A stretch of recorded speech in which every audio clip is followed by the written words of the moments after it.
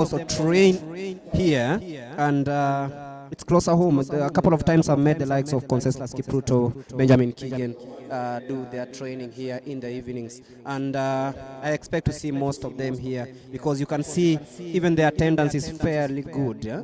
Despite the weather challenges. Everyone is here. They want to watch these stars, because personally I like watching the juniors, because I know these are people who give me joy tomorrow.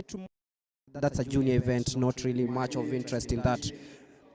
Most of them will be here, and I know we'll get hold of some of them and maybe have an interview or two, because we know the World Athletics Championships are scheduled for next month in Oregon. Thereafter, there is the Commonwealth Games that will also be taking place, and that is Harrison Wanyonyi lapping his Tanzanian opponent.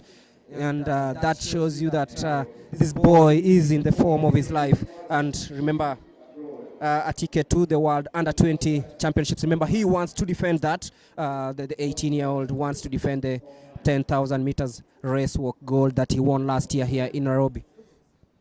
Thank you very much, Greg, for getting us to speed as we watch Harrison Wanyonyi take us through the last 4 laps. As we had stated, kindly, if you're joining us from whichever part of the world to experience these trials for the World Under-20 Championships qualifiers, kindly just inform us on where you're watching us from. The engagers here on Athletics Kenya TV, we'll be able to know where you're watching us from. You can drop a comment. You can pass regards to someone. I've just seen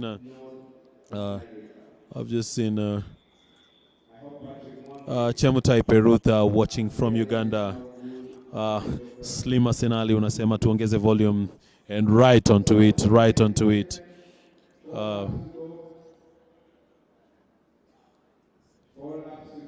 So as we proceed with this one, I believe Greg, they must have been mentioning your low volume. I believe I am on some different level. Peru Chemutai, don't forget, is a steeplechase runner who is watching us from Uganda. And the reigning Olympic champion, watching all the way. So you can see the interest that is here. Peru Chemutai, welcome aboard. This is the Kenya World Under-20 Trials. And I hope in Uganda, you guys are also doing the same. Challenge right there to the Uganda Athletics Federation through Perutha. Glad that you've joined us and you're enjoying these ones while you're from looking at Lukeyo Carlos, watching all the way live from the UK. So those who are joining us, just to inform you that Harrison Wanyonyi has 3 laps to go. And this first event, the 10,000 meter walk men's final, which will be followed right after by the triple jump men final, which will be happening side by side with the 400 meter hurdles women final. Then directly immediately after, we'll have the 400 meters on Wanyonyi, considering for him to get to start with the walking race, how he was identified, how he was being trained to get to this world level stage. And you can see his poise. You remember at the training where people had asked questions about how well do we monitor people who are into the walking race, and we had variants of feedback from everyone, but glad just to see that Harrison Wanyonyi is well trained and also encouraging to other young people, I'm guessing from his school and even schools from his region. Don't forgetting that he is representing Nairobi. Harrison Wanyonyi, remember, he's the world champion in the walk race. And of course, the Under-20. But then, yeah. But just to give you a few pointers that very important. Athletics Kenya President Jackson Tuwei says that the first 2 athletes to cross the finishing line will automatically earn a place into the World Championships. We're looking at across some of the things that will happen. We've talked about the Wanyonyi. Remember that there's Emmanuel Wanyonyi. Yes. And then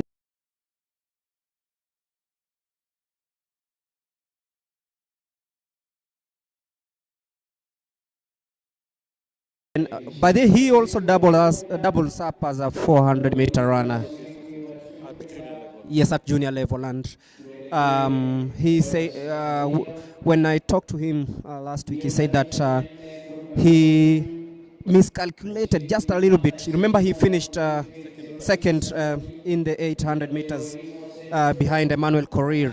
Yeah, he says that he miscalculated and he wants to make amends in this event. Let's wait and see what happens there. But you've talked about a couple of names that we'll be looking forward to. Remember Purity Chepkirui, a very, very, very brilliant young lady who's also coming in very strongly. There's no Akibet, 800 meters. Remember, this young man has had a very good 2021, and we hope that that translates to this year. He's had a little bit of some. Yes, and back on track, Harrison Wanyonyi there, going to the bell, showing he is the king of the 10,000 meters walk race, and you can see he's very, very confident heading into the last lap of this one. And remember that is the world under-20 champion in the walk race. Won that here in Nairobi in 2021 when Kenya hosted the event in Kasarani, and he's already confirmed that he is getting that ticket to the Worldies. As you look into Harrison Wanyonyi with like 300 meters to go, still a very good stride, very well trained, very well poised. He's been good the last 3 years or so, considering he's the defending world champion at the under-20 walk race level. I'm expecting this young man to move it to the senior level to go pro in the next year, considering I'm not looking at him defending his championships more than twice. That will be very unfair to the rest. I'll wish that he takes his skill against the seniors, considering he's already excelling at the junior level. At the 100-meter mark, here we have him, Harrison Wanyonyi. I'm impressed by the way this young man has been performing, and he's getting a round of applause as he's going 15 meters to go. 50 meters to go. Very good run, very good walk, very good walk. I forget, very good walk, and there we have it, ladies and gentlemen. Harrison Wanyonyi finishes the first championship qualifiers, the 10,000 meter men final. We'll be awaiting the official time for this walk. Greg, that was a great walk by Harrison. Dominance, to say the least. Harrison Wanyonyi, the world champion, the world junior champion, showing his class. He's just torn the field apart, and you can see it's like he hasn't broken a sweat in this one. And these are some of the athletes you're saying we'll be looking forward to in the coming in the coming years, to see what they are capable of doing. And remember, after this we have the 400 meters hurdle, the women's semi-final. We will also have the 400 meters men hurdles. Yes, we'll be looking towards that. And afterwards, there's the 5,000 meters women final. We'll be looking at the likes of Deborah Chemutai, Faith Jepchumba, and Maureen Jepkosgei, some of the athletes who have really excelled in their regions. There will be the likes of Pamela Kosgei, Grace Lobiach, Jen Gatti, the Form 3 student at Chepanon Secondary, Maureen Cherotich, Mercy Chepkemoi, Triza Cherotich, Miriam Chepkoech, Sarah Boyo, Roswangari, and Yvonne Chepchumba, some of the names to watch out and look out to in the 5,000 meters that will be coming straight after the hurdles. Thank you very much, Greg, as we look at the other athletes who are participating in the walk come to clear off on their respective races.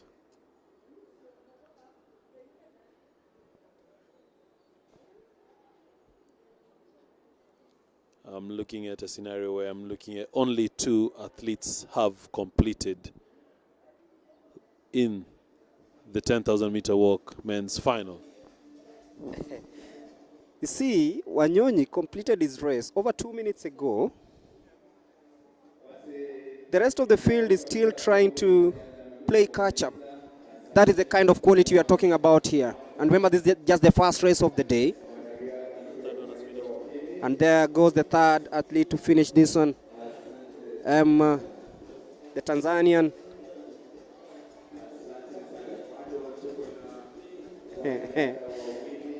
Very, very tough indeed. You also look at the altitude in Nairobi. If you're not used to this kind of weather conditions, then it becomes really, really tough for you. And you can see most of these athletes who've just completed the 10,000, who are competing, some of them are still in the 10,000 meters walk race, are really feeling the heat despite there being no sun today. Acclimatization is the word. Acclimatization. If you're going to a foreign city, a foreign town, a foreign country, kindly get your prep done well, arrive in that particular region early, get to acclimatize to the weather in that place, because that becomes the difference. If you're going against someone who's accustomed to that weather, they're going to beat you to it. The South Africans, the Leopards and the Elephants, who were beaten by the Kenya Simbas a month ago in Nairobi, had some very funny excuses. They used the weather as one of them. Yeah, they landed in Kenya 5 days before the championship. That was well enough time for them to figure out and to get everything going. But unfortunately for them, they just met a very strong Kenya Simba side. As we're here for athletics, just on some sporting news, let's not forget that the Kenya Simbas get to participate in the Africa qualifiers of the World Rugby, taking place tomorrow, 4 p.m. against our noisy neighbors, Uganda. That's the best we could give for them. So, Greg.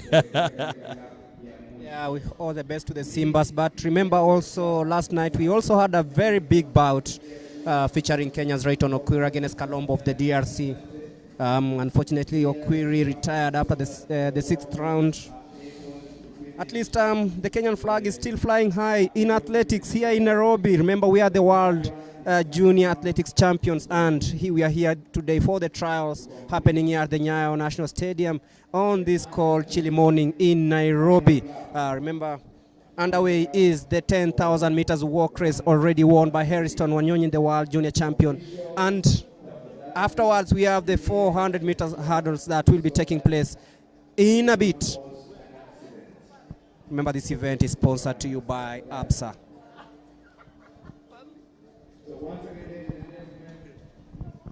I'm just informing my producer that for the sake of our throats and the sake of our stamina, he needs to ensure that we are well sorted for this entire day. Stanley Wagut, very good production, Athletics TV.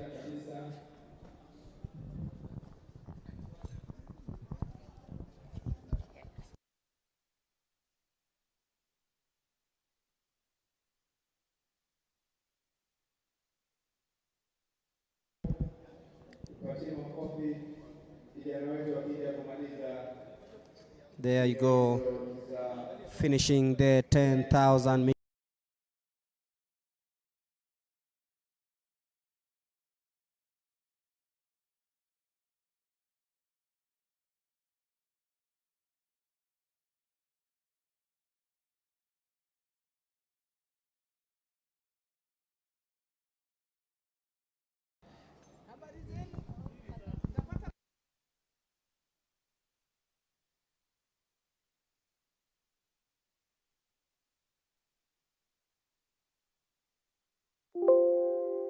Just to confirm,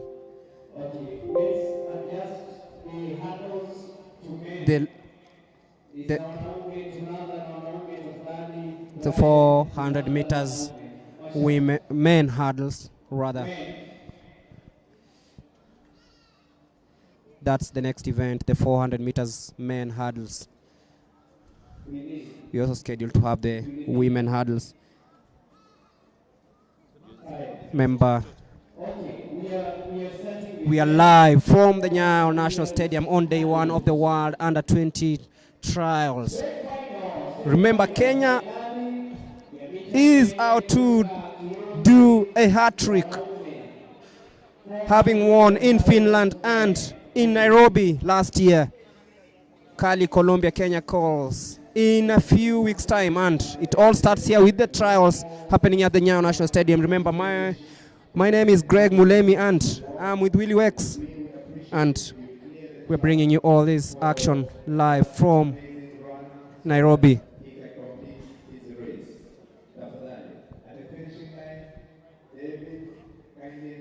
Follow us on Athletics Kenya TV on YouTube and Facebook. It's the 400 meters men final. Let's wait and see who's gonna complete the hurdles and cross.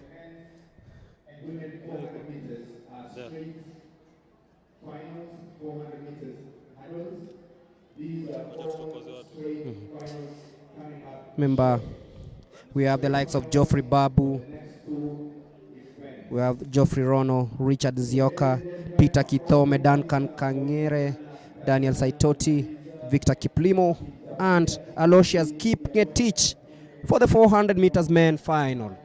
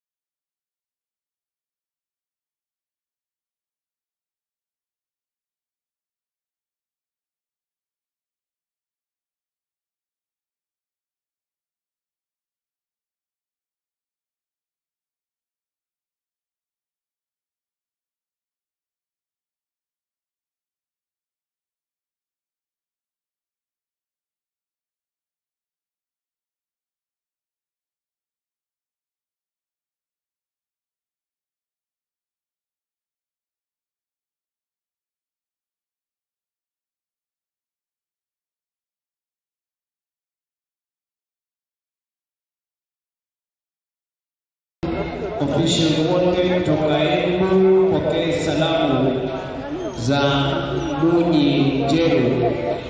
Mwasalimia nyote na anawaambia mbarikiwe. Leo ni tarehe mosi mwezi wa 7, siku ya kwanza ya mwezi wa 7 bila shaka.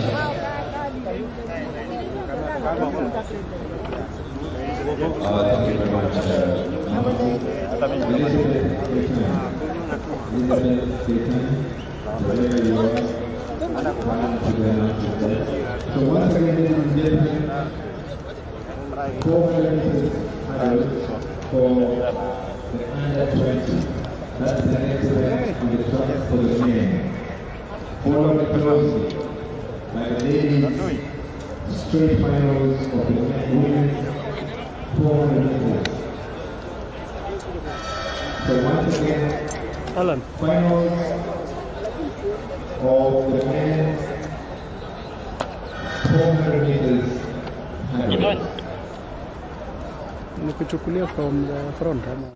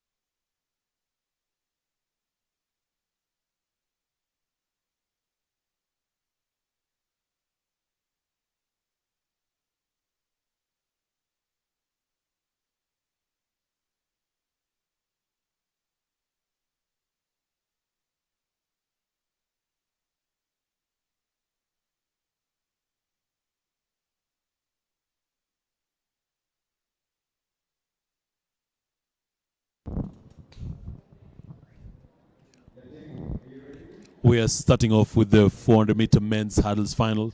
On the lineup, we have Geoffrey Babu, Geoffrey Rono, Richard Nzioka, Peter Kidhome, Duncan Kengere, Daniel Saitoti, Victor Kiplimo, and Aloysius Kipngetich.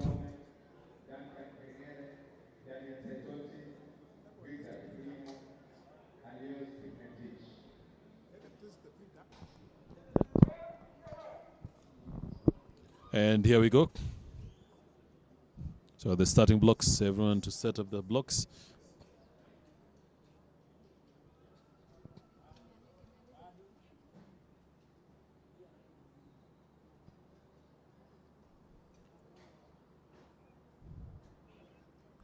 Considering this are juniors, this is the time where you get the best timings.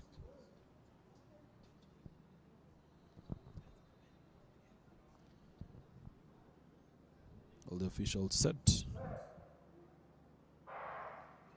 Very good start right there. I'm watching out for Geoffrey Rono right there. Very good run. Geoffrey Babu, Geoffrey Rono.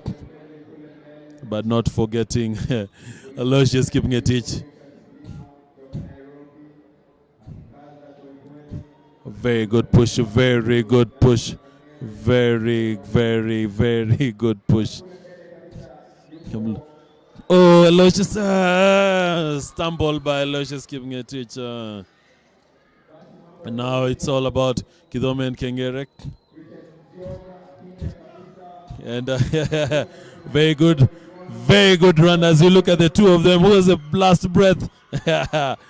Final run there. If I'm not wrong, that's Peter Kidhome.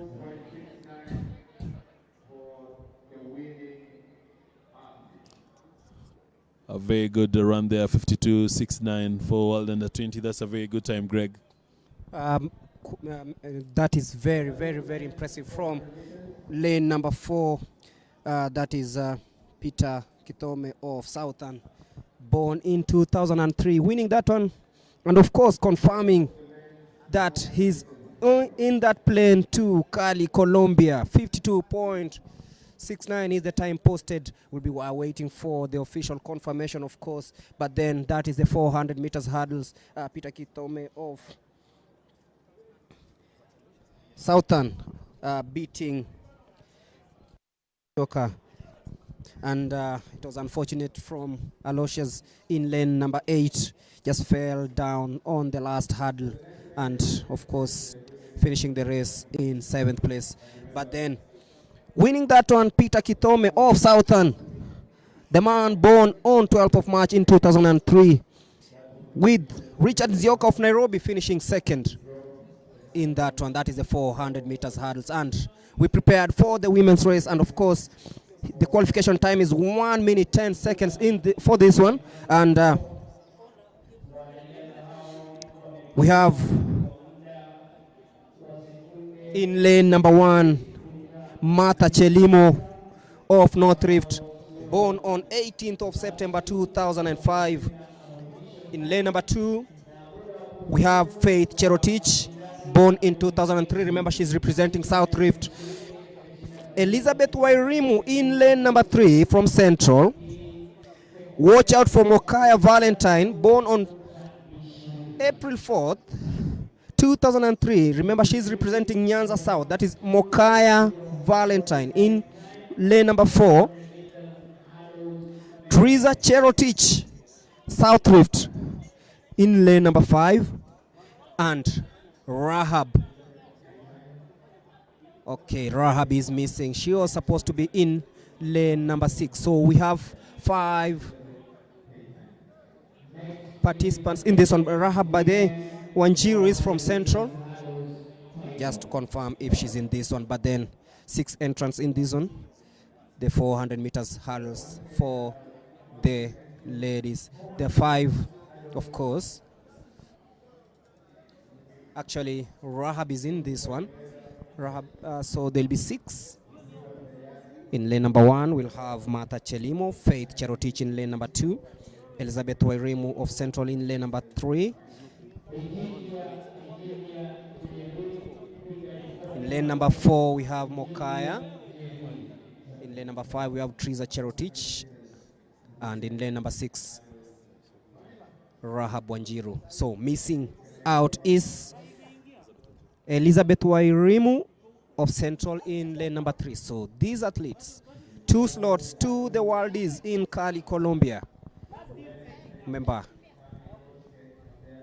the qualification time for this one is 1 minute, 10 seconds. We've already seen what Peter Kitome is capable of doing, qualifying in a time of 52.69 to win the 400 meters men hurdles. And is well within the world qualification time of 53 seconds.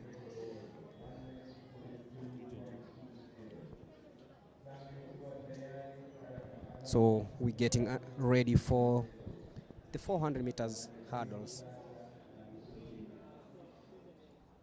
for the women.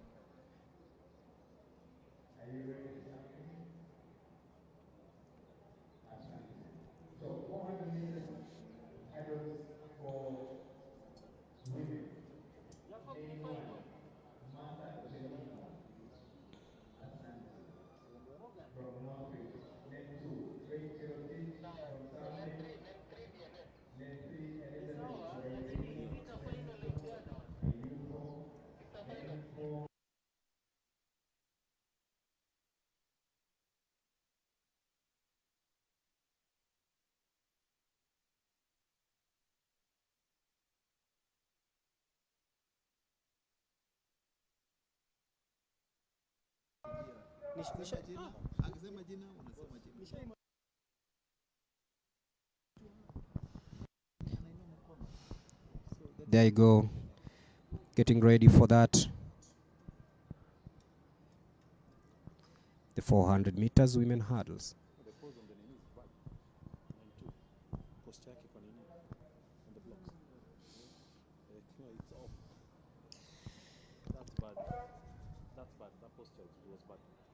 Yeah, quite a few technicalities detected, especially in lane number 2, where Faith Cherotich of South Rift had a problem, actually has a problem with the blocks. Let's see if that's sorted. I think she's okay now, and we are ready for this one. Remember, these are the trials for the World Under-20 Championships to be held in Cali, Colombia, and the 400 meters women hurdles begins right now, and you can see straight on in lane number 7, Teresa Cherotich, really strong there. You can see also Mokaya Valentine of South Rift, Nyanza South, Really, really strong there in lane number 4. Quite slow there, heading into the last 200 meters. Triza Wanjiru of Central also coming in very, very strongly from the outside. That is lane number 8. Rahab Wanjiru of Central still in the lead, heading into the last 2 hurdles. Triza still leading all the way, and she's very, very comfortable in the lead, heading into the last hurdle. That is Rahab Wanjiru. She should be winning this one. We'll be looking at the time. 1 minute 3.49. Of course, it's well within the qualification time. Mokadal women is Rahab Wanjiru of Central, winning that one in a time of 1 minute 3.49. Remember, the qualification time for this one was 1 minute 10 seconds. So Rahab Wanjiru well within that qualification time, and this means that she will be selected to represent the country in the 400 meters women hurdles in Cali, Colombia.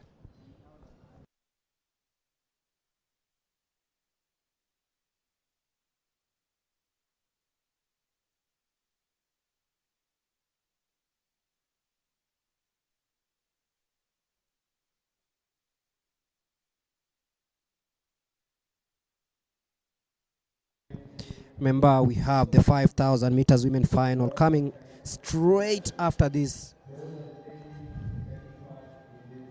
We have the likes of Deborah Chemutai, have the likes of Jane Gatti. 14 athletes expected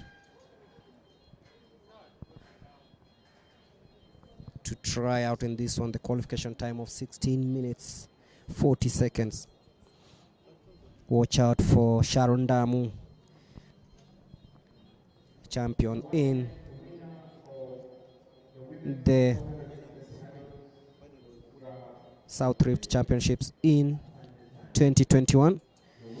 Deborah Chimutai, a pace setter during the Keep Keino Classic. So this is a rich field of events. Those are the athletes getting ready for the 5,000 meters women final. It's all happening here at the Nyayo National Stadium.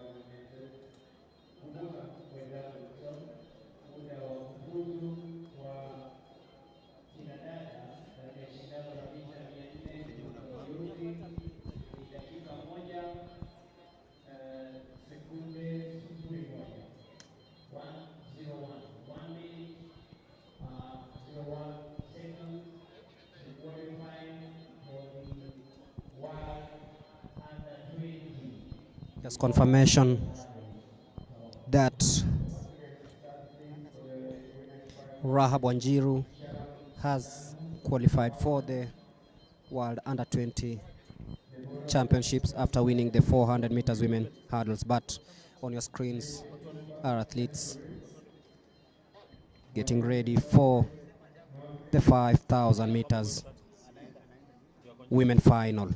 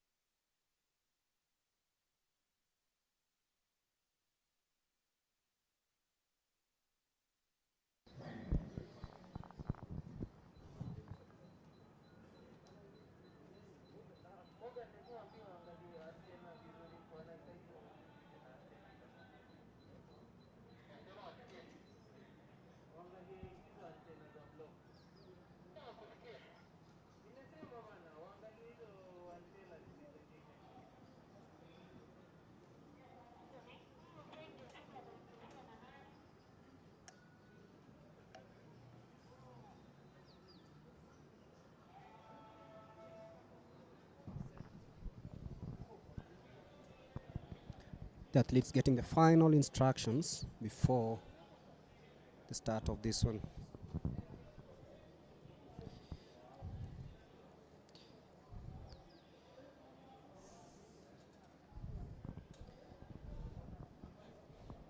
Afterwards, we'll have the 100 meters women, men, and of course the 1500 meters semi-final.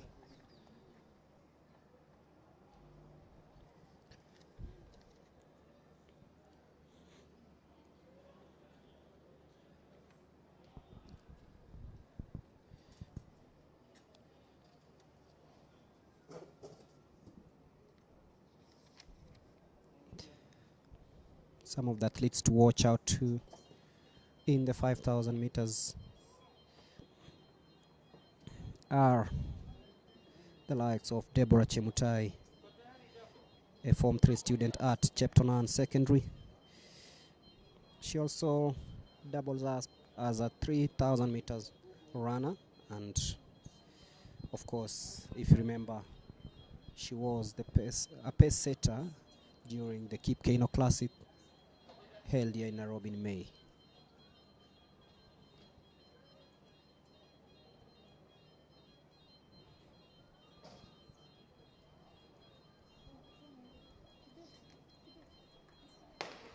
And there you go, the start of the 5000 meters women final.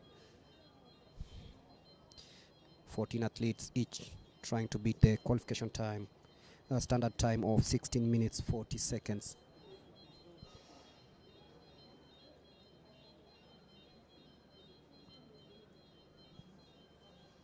Very, very chilly here in Nairobi.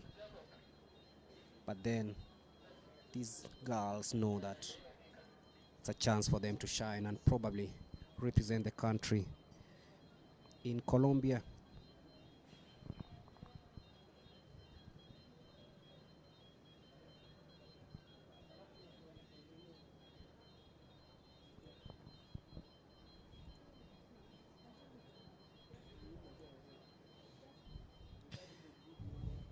Remember, around 415 athletes expected here from 14 regions across the country, and some of these athletes were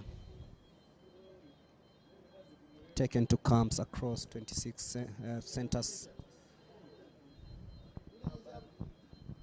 in April just to prepare for this event. And remember, Kenya topped the medal standings in Finland in 2018, winning 6 gold, 4 silver and a bronze. And last year in Nairobi, they bettered that by winning 8 gold, 1 silver and 1 bronze to top the charts. So this team that comes out of this place should be a very, very strong team. And with the likes of Deborah Chemutai in the mix, you expect this to be a very, very strong field. And of course, we're looking forward to having one of the best teams ever selected to represent the country in the World Under-20 Championships.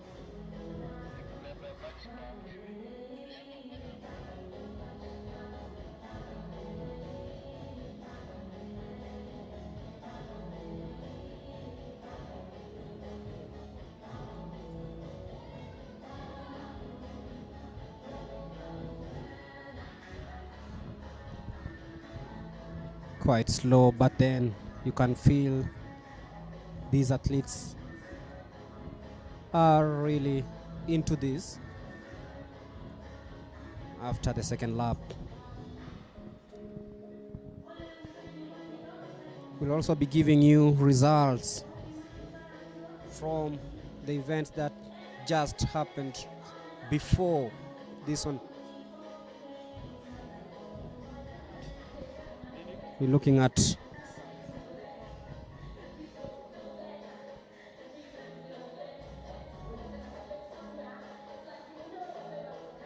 Silas Chege watching all the way from Dubai. There's Benjamin Kiprop watching all the way from Mogadishu.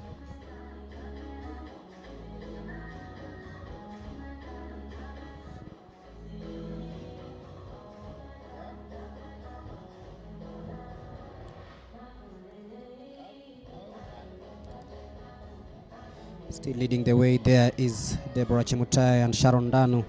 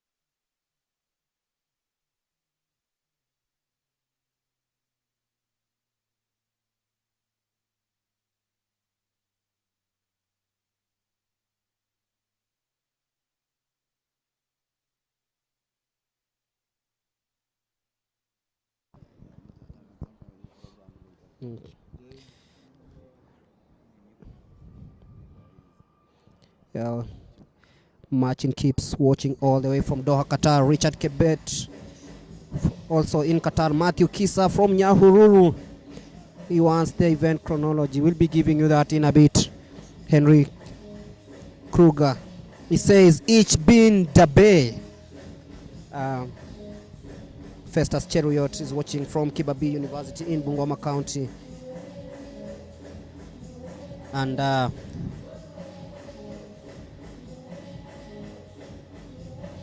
be looking forward to most of this. I saw some of the events that will be taking place today. After the 5,000 meters women final, we have the short put men 5 meters men semis, the 1,500 meters women semis, the 1,500 meters men semi-final, the long jump, the javelin at around semis. At 1:10 p.m. we have the 200 meters men semis. Then we'll have the 3,000 meters women semi-final, the 800 meters women semis, the men 800 meters semis, and closing the day will be the 3,000 meters steeplechase, the men semi-final. 10 spectators here who is leading and from which region the athlete comes from. Thank you. The world junior champion Mary Mora watching all the way from Stockholm. Blazed to victory in the 800 meters at the Stockholm Diamond League last night.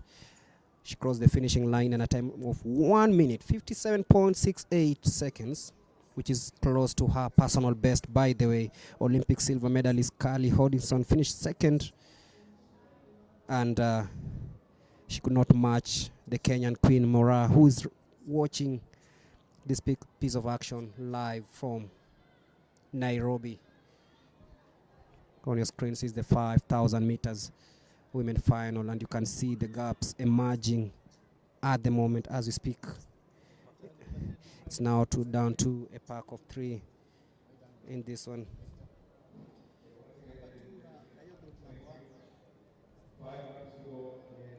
5 laps to go in this one.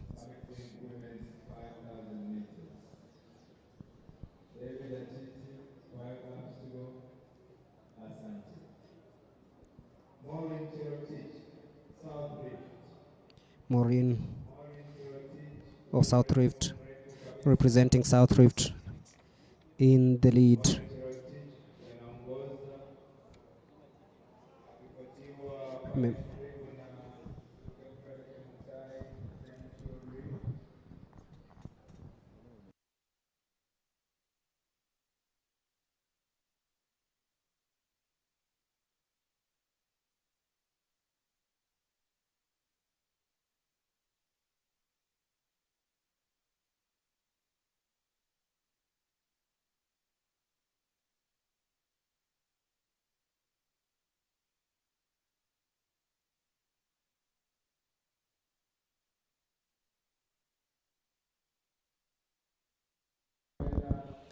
As they cross the 200-meter mark, it just informs you that it's 3.5 laps to go. 3.5 laps to go. Leading pack that has Maureen Cherotich, Pamela Koskei, and Deborah Chemutai. This is the 5,000-meter final for women.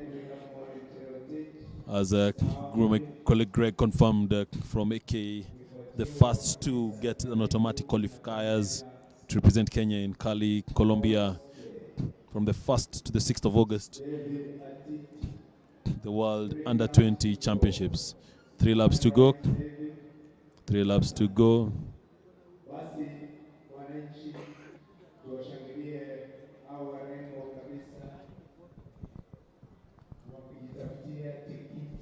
Deborah Chemutai, Pamela Kosgei, and Maureen Cherotich in the leading pack with 3 laps to go in this on the 5,000 meters women final. And you can see how strong these athletes are. Very, very strong, heading into the last 2.5 laps of this one. Deborah Chemutai, a Form 3 student at Chepton on Secondary. She also runs in the 3,000 meters. Will she upset Pamela Kosgei or Maureen Cherotich in this one?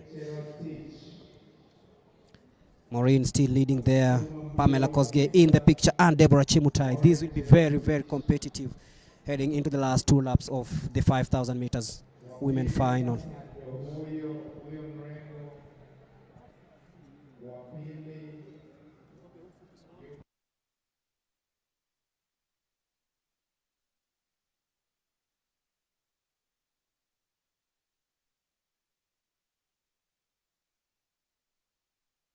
Two laps to go in this one. And it's Deborah and Pamela.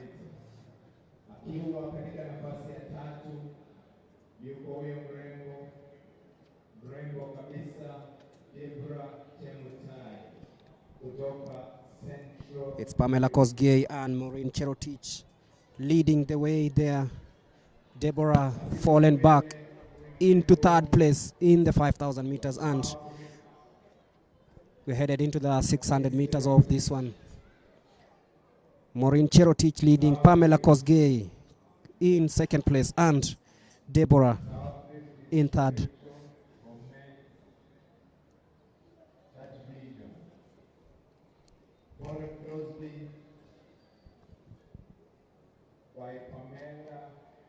Maureen of South Rift, born on 31st December 2004. She's on course to winning this one, but then she's facing steep opposition from Pamela Kosgei into the last lap. Heading into the bell. Leading is Maureen Cherotich. In 2nd place is Pamela Kosgei, and way back in 3rd is Deborah Chemutai of Central Rift. But it's down to Maureen and Pamela. Maureen stretching her lead, heading into the last 300 meters of this one. That is Maureen Cherotich commanding She doesn't look tired. She's very, very strong heading into the last 200 meters. Pamela Kosgei seems to have resigned into second place, but then look at this lady from South Rift, born on the last day of the year in 2004. That is Maureen Cherotich of South Rift. She will be winning this one comfortably, with Pamela Kosgei of North Rift, of course, settling for second. Deborah coming into third. There you go. That is Maureen Cherotich, really, really strong, heading into, and she'll be winning this one in a time of 15 minutes, 41.27 seconds. That is Maureen Cherotich, the new national under-20 champion, winning that one. And that is Pamela finishing second.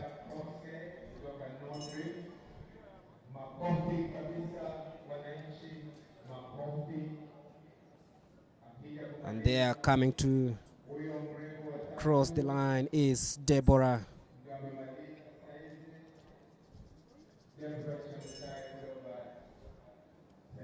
So Maureen winning that one, Pamela coming in second place, and Deborah coming in third.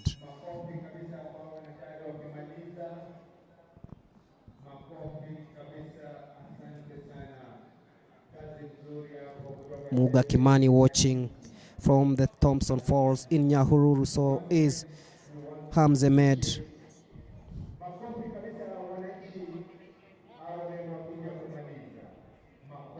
Mary Mora was rooting for Gatti, but unfortunately it is Maureen who's won this one. And remember to follow all the proceedings live on Athletics Kenya Facebook page, Barnaba Korir official page, and on YouTube it's Athletics Kenya TV. We'll bring you all this and more.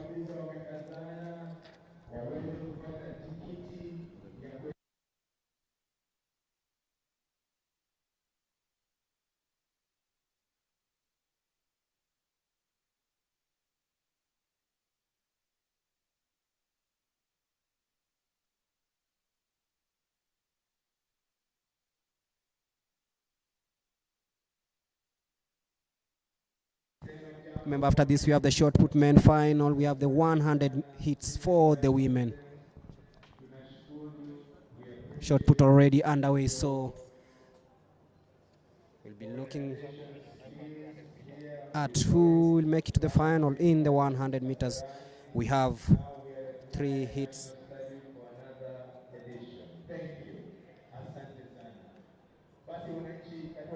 In the 100 meters women, we have hit number 1, where we have Jacqueline Mikayo of Southern, Wilfrida Koech of Nairobi, Sheila Makungu of North Rift, Sharon Mora of Nyanza South, Purity Ntinyari of Eastern, Christian Kalume of Coast, Rebecca Juma of Western, and Carlton Sambu of Central. We'll be confirming the lineup in a bit, but that's the first hit of the women 100 meters.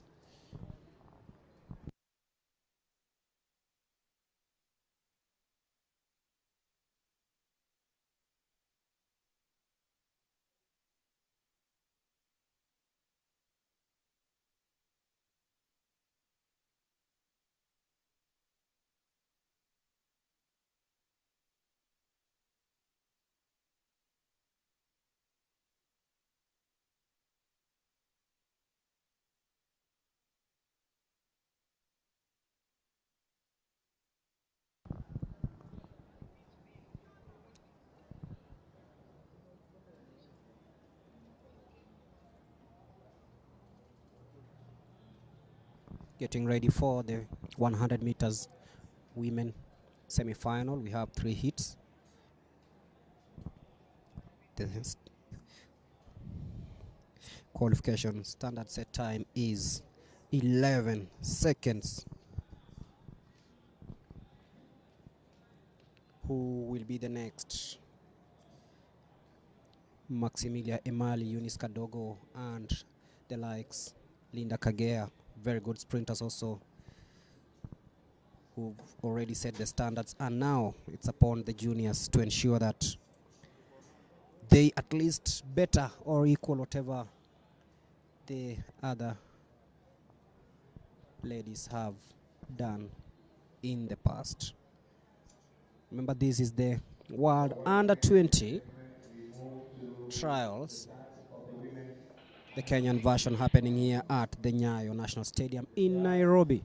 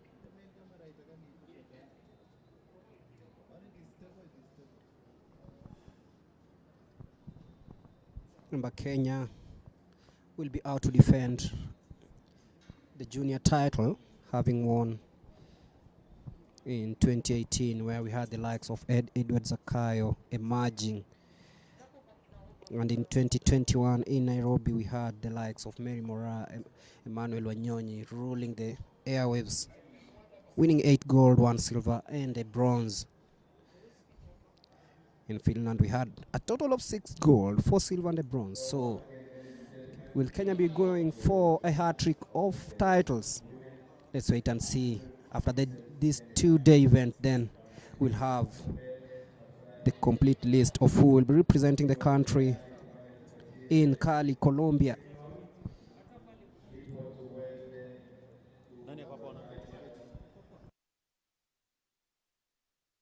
And we are ready for the 100 meters women heat number 1. Remember, there are 3 heats. So all in this one, we have Jacqueline Mikayo, we have Wilfrida Chepkoech, Sheila Makungu, Sharon Mora, Purity Ntinyari, Christian Kalume, Rebecca Juma, and Kalta Nasambu of Central.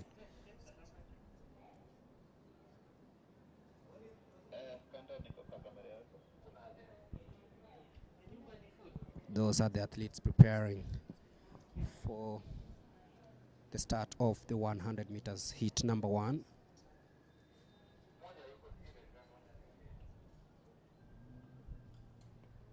That is Wilfrida Chepkoech warming up in lane number 2.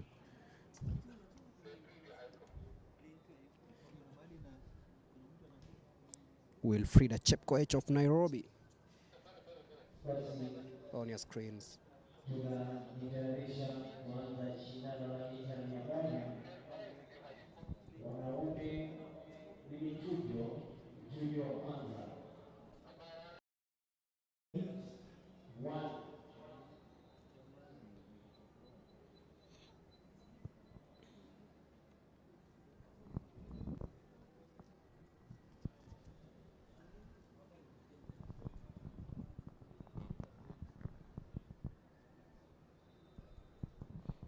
Getting the last instructions from the officials.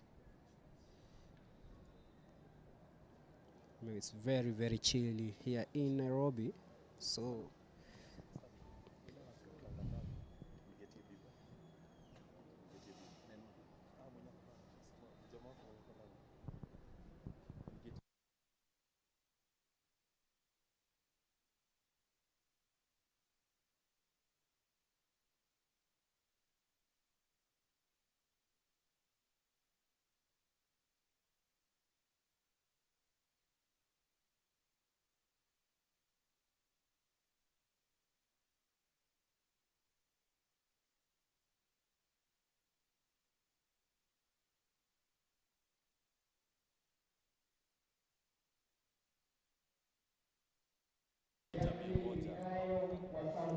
In lane number 1 is Jacqueline Mikayo, Wilfrida Chepkoech of Nairobi.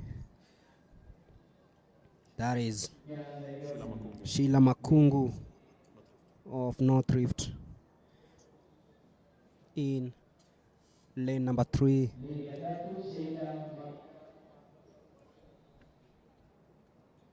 lane number 4 in bib number 49 is Sharon Mura of Nyanza South. Looks really confident there, Sharon.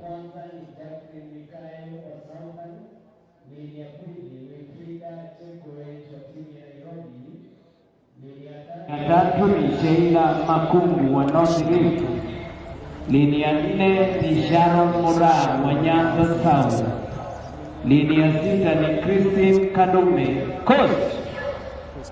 Lini ya 7 ni Mary Sophia Western.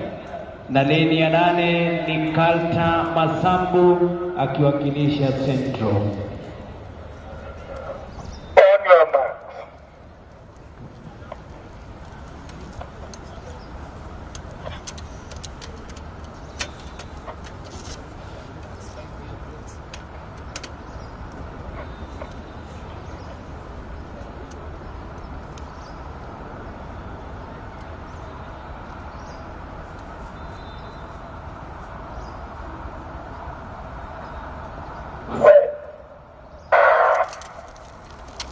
Meters for women. Basi wananchi, makofi kabisa kwa warembo kabisa, makofi.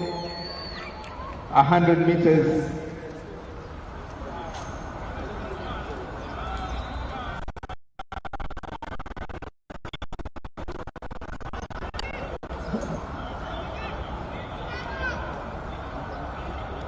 So that was the first hit of Greg, that was a good finish by Sharon Mora. She just was able to pit Wilfrida Chepkoech just at the line. That was a complete photo finish. A complete photo finish, and you can see the quality in these young ladies. And maybe she'll be looking at the time, Jacqueline Mikayo, and saying that I can't do 11 seconds in this one, but that's not bad for a start in a screen there. That is Sheila Makungu, who also took part in this one. We'll be waiting for the official timings for this one, but that is the first hit of the women 100 meters. We are on to the second one, where we have the likes of Asla Kirubo, Maureen Jebet, Elizabeth Wairimu of Central. We have Janice Machoka, Mercy Cherop, Sanda Mueni, Daisy Achieng of Nyanza South will be confirming that in a bit. Daisy Achieng is of Nyanza North, not Nyanza South. You know, I come from Nyanza South. Greg, are you moving people from their homesteads? Are you buying people houses without informing them? So for those who are joining us, this is the World Under-20 Championships qualifiers for the Under-20, where Kenya is the defending champion. We're into the 100-meter women's heats. We finalized the first heat, which was won by Jacqueline Mikayo with a time of 12.61 provisional timing. We go into the second heat. We are waiting clarity. The qualifying time ought to be 11 seconds. We prepare for the second hit. As my colleague Greg has stated, it has the likes of Asla Kerubo, Maureen Chebet, Elizabeth Wairimu, Janice Machoka, Mercy Cherop, Sanda Mueni, and Daisy Achieng. These trials are going to happen for the today and tomorrow. We are looking for the Kenya team to represent Team Kenya at Cali, Colombia, from the 1st of August till the 6th of August. That will be coming right after the completion of the Commonwealth Games that will be taking place in Birmingham. Greg, am I correct on that one? Yeah, sure. 3 world-class events coming back-to-back in the month of July through August. And this, I think, will be the last of the world events in this calendar year. And the juniors, of course, will be out to give us some good piece of action. That is the second heat of the women 100 meters. Expect some nice race in this one. That is Daisy Achieng getting final instructions from the officials. She'll be running in lane number 7. There is Sandra Mweni in lane number 6, Mercy Cherop in lane number 5, Janice Machoka of Nyanza South in lane number 4. We have Elizabeth Wairimu in lane number 3, Maureen Chebet of Central Rift, and Asla Kirubo, of course, she'll be in lane number 1. They'll be officially introduced, and thereafter, the dash.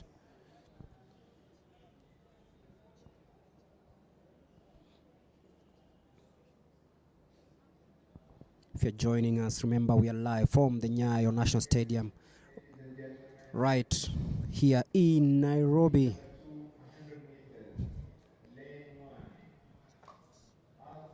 And we are live on Athletics Kenya TV on YouTube, Facebook. That is in lane number 1, Asla Kerubo.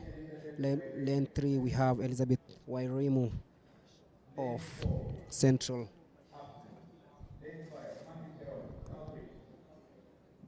Mercy Cherop in lane number 5. That is Sandra Mweni of Coast. And in lane 7, Penina Nakambu from Sudan. She'll be racing in lane number 8. So there is no Daisy Achieng and Janice Machoka. Okay. Using the Kenya qualifiers, also just to get to gauge her timing as you await the start officials to ensure get it going. And here we go. Whoa! And looking at the fast lane right there, Asla Kerubo, Asla Kerubo and Mercy Cherop. Then the visiting compatriot from South Sudan, Asla Kerubo, with a time of 12.61. Asla Kerubo crossing the finishing line in 12.61. Still a lot of work to do to attain the qualification time. But this young lady has shown the potential she has, winning the second heat of the women 100 meters. Very, very strong finish from Asla Kerubo to win the second heat of the women 100 meters. Mercy Cherop also coming very, very strongly. Look at them. That is Mercy Cherop, who finished second in this one. Asla Kerubo winning the second heat of the 100 meters women. We have the last heat coming up with Naomi Nanjala, Paradise Okoth, Quinta Simba, Sandra Chepchumba, Rahab Wanjiru, Diana Kisa, Mary Franklin, and Silista Kemunto. That is the last heat of the 100 meters.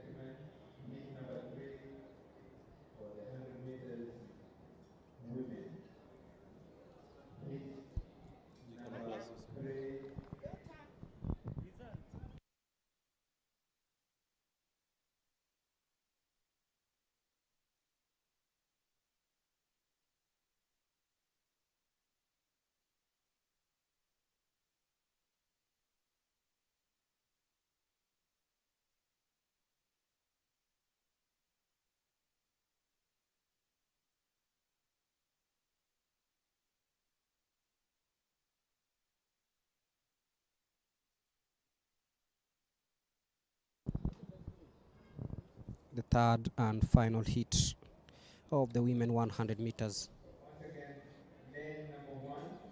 In lane number 1. Now Njala is not present, so Paradise Okoth in lane number 2.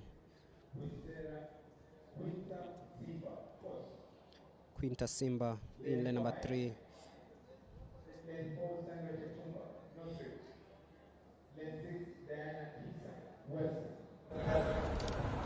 Lane Mary Franklin Cost.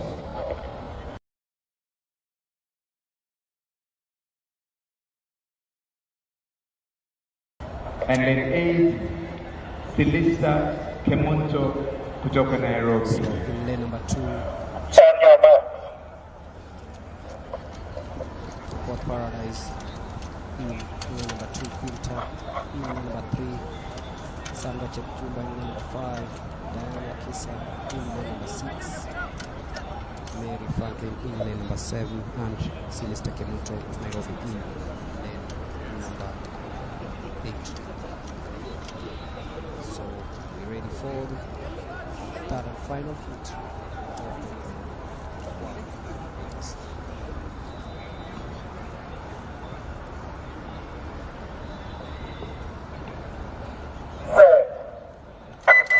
The false start on that.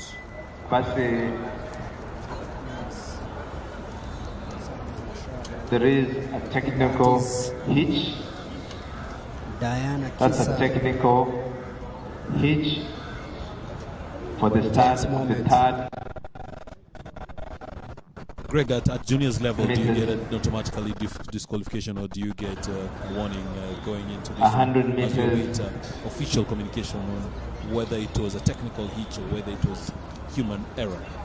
We are waiting for that, but then rules are rules. 100 Let's meters. wait and see what the officials have to say. And it is a red card.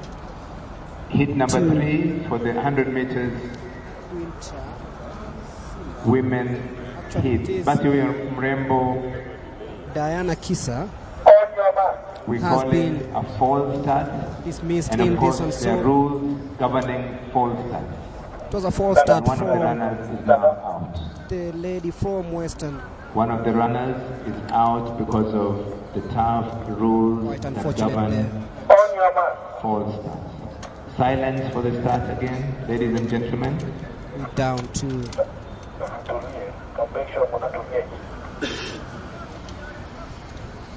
5.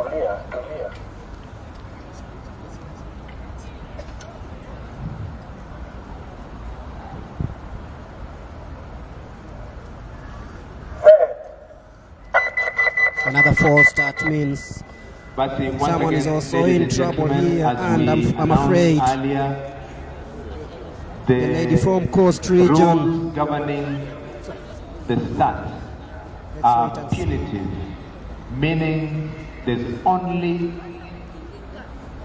one false start allowed. One false start allowed. Port Paradise.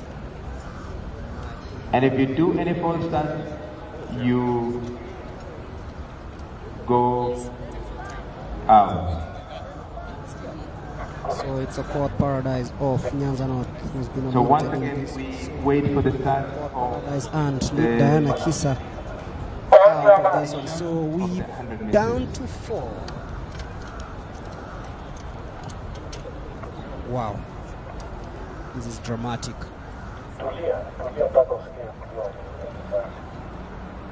The referees are quite tough here, and there we go.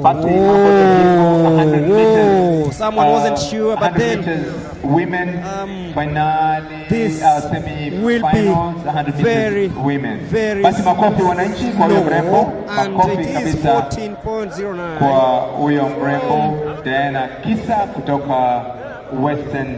Celista Kimuto of Diana Nairobi. Kisa. That's The lady who end finished second of wasn't sure. the third She got off the 100 blocks, meters hit. halted, then decided to dash. So quite a little bit of confusion there, Wex, and 3 hits these are not of the women 100 meters. normal scenes. That was clumsy, I'd say clumsy hits. We had 2 DQs made, and all of them from false starts. There were already 2 participants on the place. waweze kwenda kwenye hema lililo pembezoni mwa kiwanja. Kando ya fishing line ukipenda upande wa kulia kwa mraba wa kumaliza ndio waweze kupata mafunzo ya anti-doping lesson. The 100 meter hits for the ladies. We're about to move to slightly faster with the men's side, where the qualifying time we're looking at 10.6 to make the team.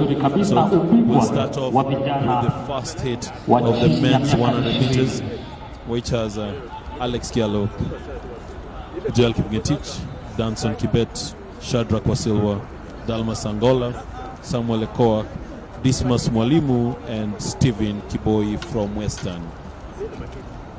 As you prepare for that one, just to remind you that you can inform us of where you're watching us from. We'll give you a shout out. We're glad to notice that straight from our win yesterday in Stockholm, Mary Mora was able to join us, to be able to watch and even root for some of our compatriots who come from her region. We also break the women's 1,000 meter steeplechase from Uganda. At the call room. Peru Chemutai is also watching. Most of these athletes are watching the future stars here. You can see the likes of Mr. Chemuren. Race yesterday in Stockholm.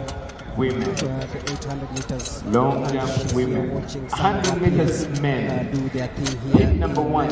And it is 100 meters an event that has attracted many number 1 viewers across the globe, knowing that Kenya is the world champion, the reigning world champions in the world under-20 athletics. Twice in a row, Finland in 2010, Norway in 2021.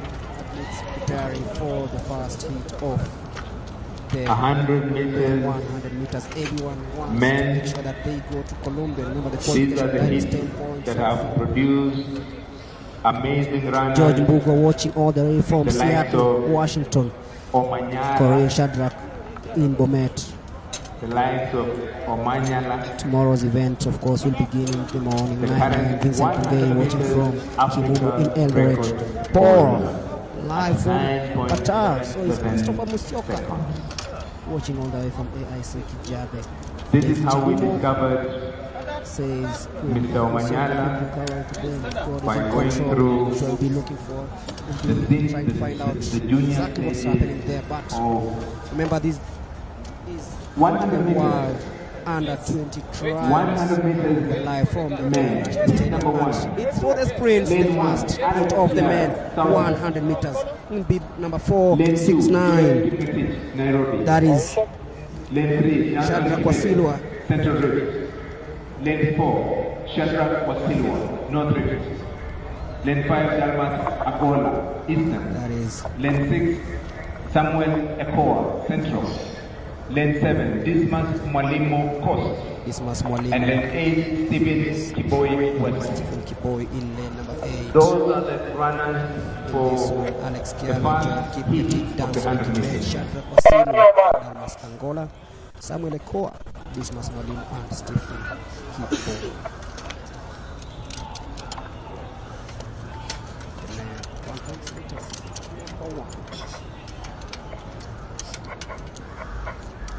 Who's gonna make it to the final?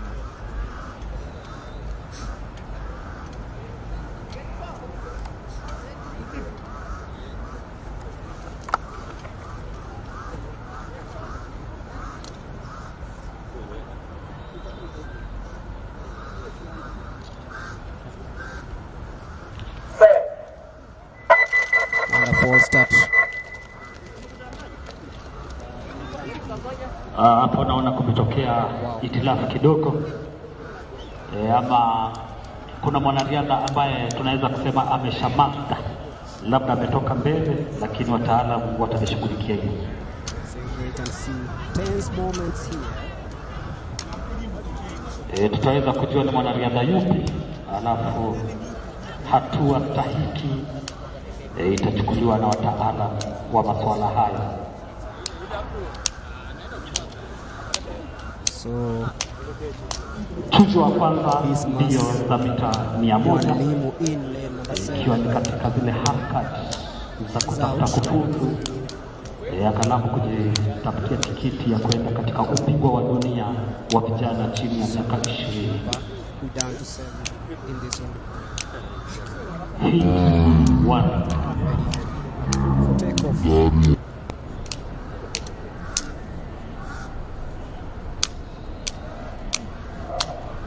There you can see from the replay. We'll be giving you a replay of that in a bit. Look at that. Yeah, and that's the confirmation. This was off coast. He's out. And we are ready for takeoff in the first hit of this 100 meters man.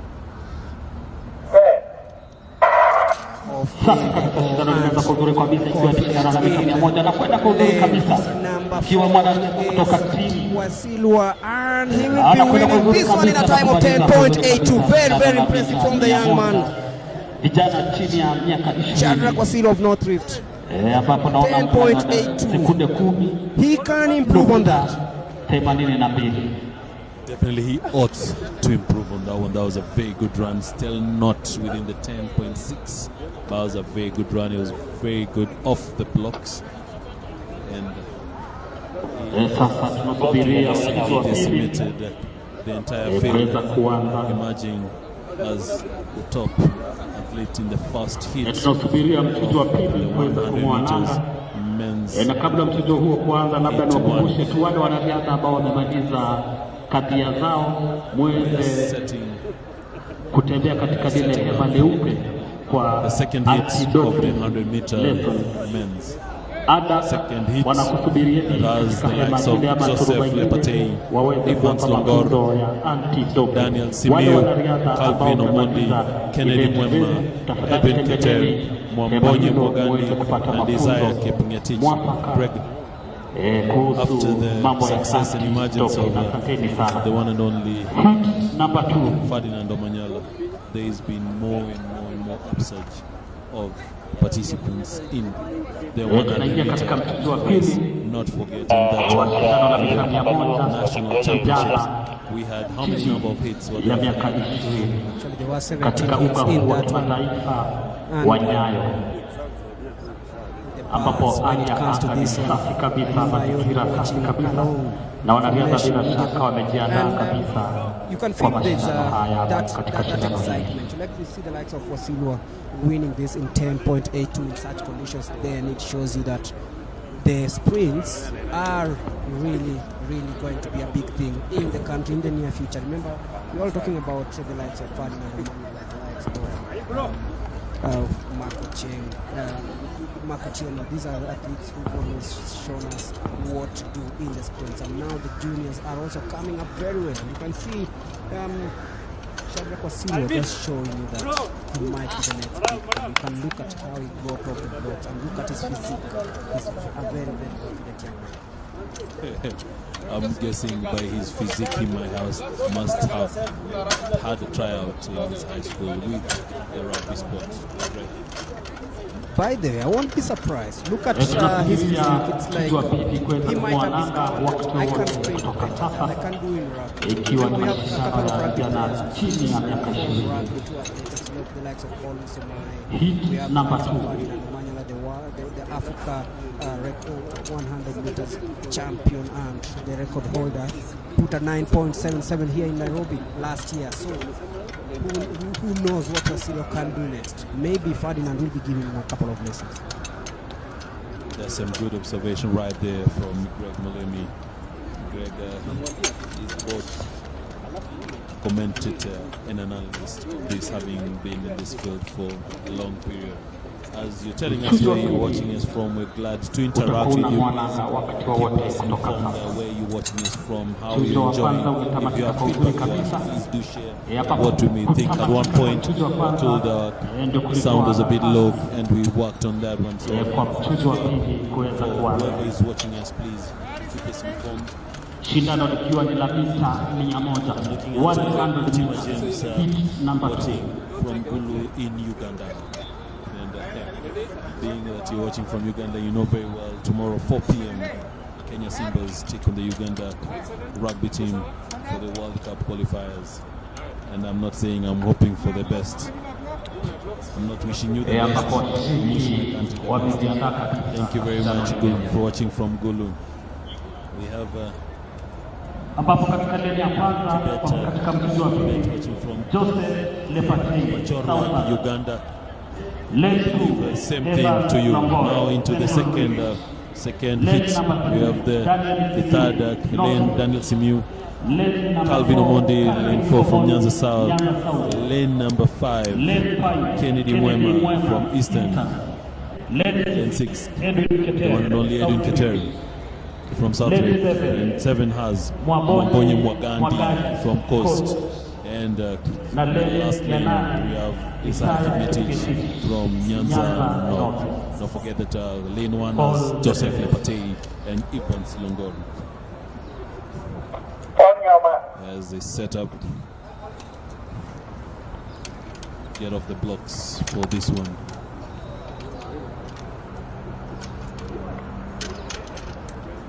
Shadow Silva in the previous hit had a time of 10.82. Very good time. Still not within the qualifying time. Let's wait and see what comes out from the second hit. These athletes, some of whom I've never met before. As I was informing Greg, there's still some work to be done on how they come off the blocks, because I'm seeing their knees. Some technical practice will have to be put in for them. And lane number 3 there. Simeon Lepatei going head-to-head. Head-to-head will wait for the photo finish. 10.94, 10.9. Still a bit off, but very good sprint by the two, Joseph Lepatei and Daniel Simiyu. Here he felt the pressure from Simiyu, but then just hung on to ensure that he finished ahead of Simiyu, the North Rift guy. Thank you very much, my colleagues.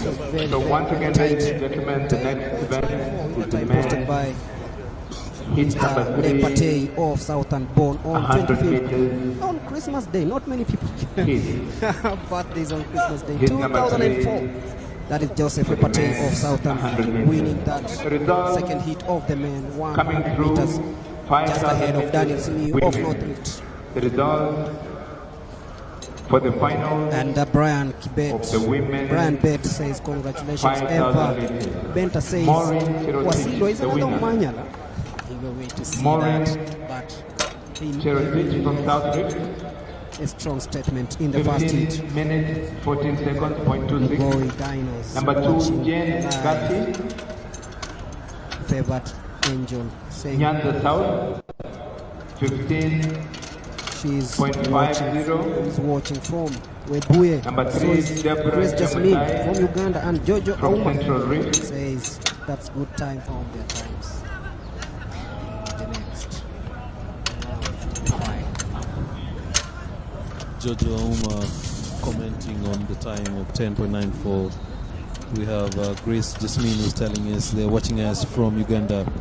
We have Favored Angel watching from Webuye. Alvin just telling us that he's watching us live, not indicating on the location, but I'm believing they're enjoying every minute of this fixture. Greg, going into the last hit of the day.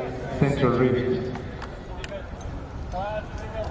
The third hit of the 100 meters men. We have Pascal Wilson from Coast.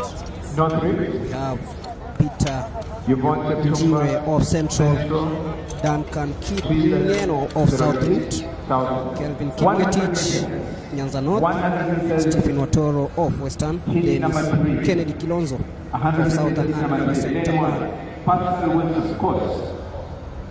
Number 1, that is Pascal Wilson of course. Pascal Wilson, course. Lane 2. Peter Giro, Central. Central. Lane 3, Duncan of South Rift. Duncan That is number 4. Kevin Kipgetich. Nyayo North. Lane 5, Stephen Watoro, Western. Lane 6, Kennedy Kilonzo, Southern. Lane 7, Innocent Taban. From the team of refugees. Yeah, for the team of refugees. They are trying out. Who knows what's in store for this one? The third heat of the men 100 meters. Hoping for no false start, hoping for something. Yeah. Evangeline Karimi Mukua says it's coming all the way toward this one. Welcome aboard. If wherever you are, remember you're live from the Nyayo National Stadium. It's the 100 meters each. Number 3 for the men.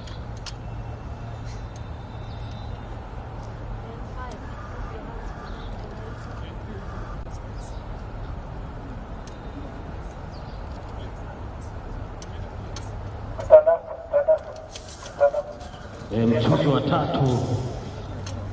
Not a DQ, but a technicality that should be looked at by the officials. Barabara kabisa, mambo yako shwari kabisa.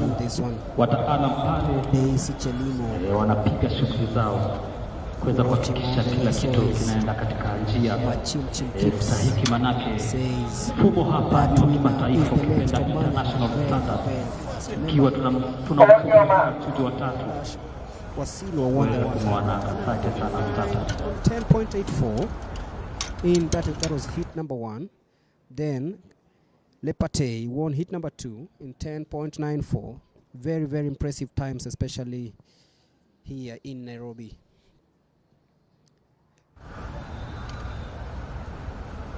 Boni Kimili watching from County 17. So is Emmanuel Mayan. Says congratulations to Lepate Joseph. Joseph Pitika says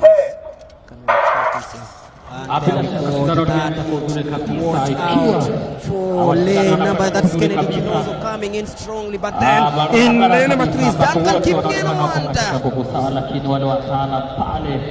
It is Kilonzo just finishing slightly ahead of Kipngeno in a time of 11.36.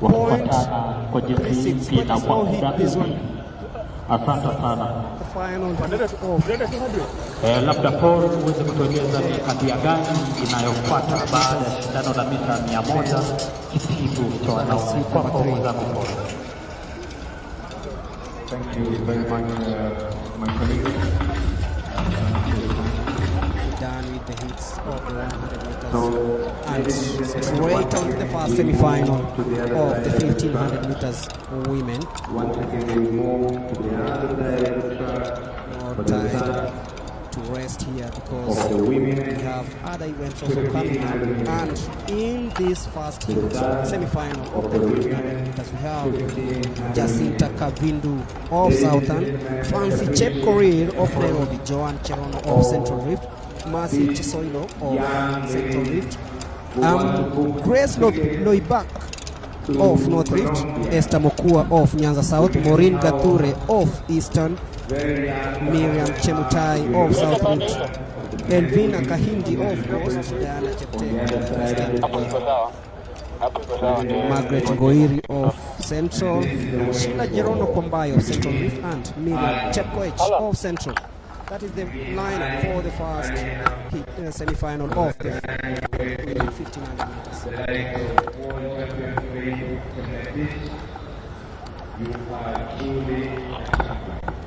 So once again, the start of the women's 1500 meters. Wait for the start of the first semi-final of 1500 meters. meters. 4 minutes 29 seconds is the official start time.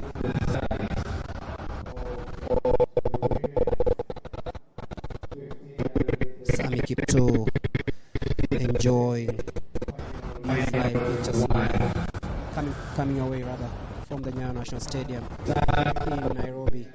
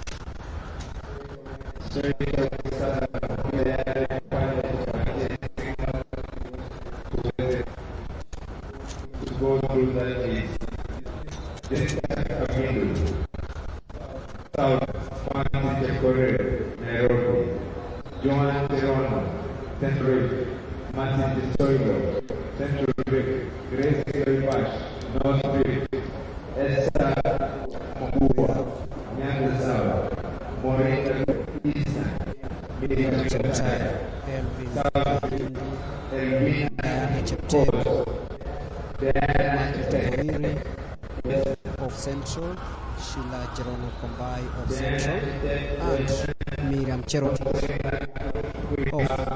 of Central.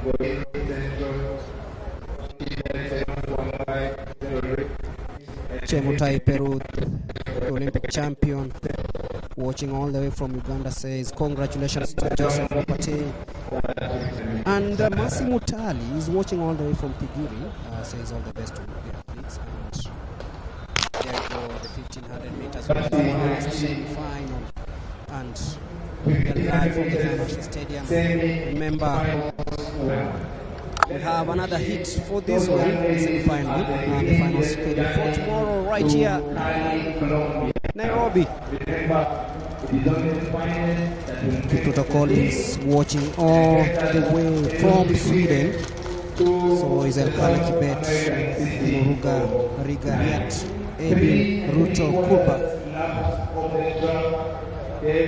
And Douglas Ram says that was a great walking race won by Helston Wanyoni, by the way. Keep mainly asking why so many false starts. Checking out on that Hilary Yego, watching from Algeria, so is Victor Cheriot.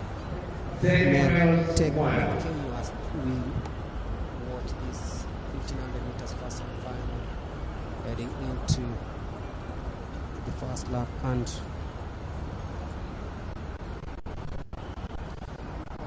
Wilux, this field of athletes is really, really strong. Especially looking, Greg, at these juniors and the times we're expecting them to pose. I'm looking at the first 300 meters wasn't a joke. I'm looking, there's already someone who's already been dropped off before even after completion of one lap, and he's already been dropped off. It's not common to see an overlap in a 1500 meter race.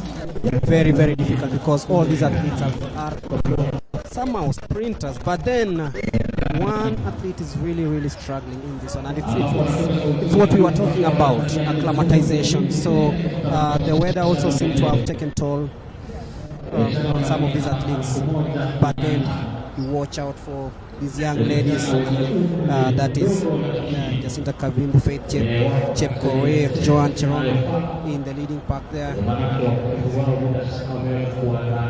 halfway in the 1500 meters, 800 to go actually. 800 meters to go, and from what we are seeing, it's there's already a split.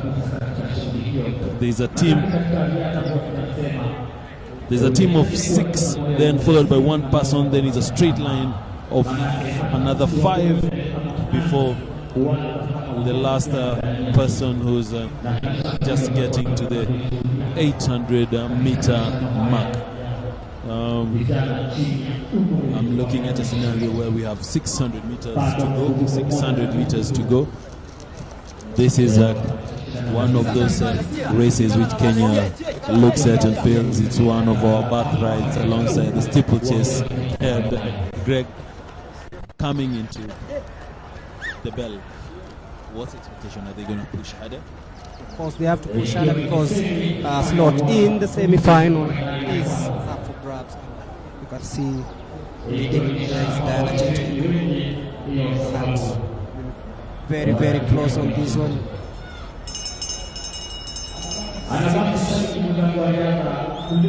Athletes heading into the final lap of this one.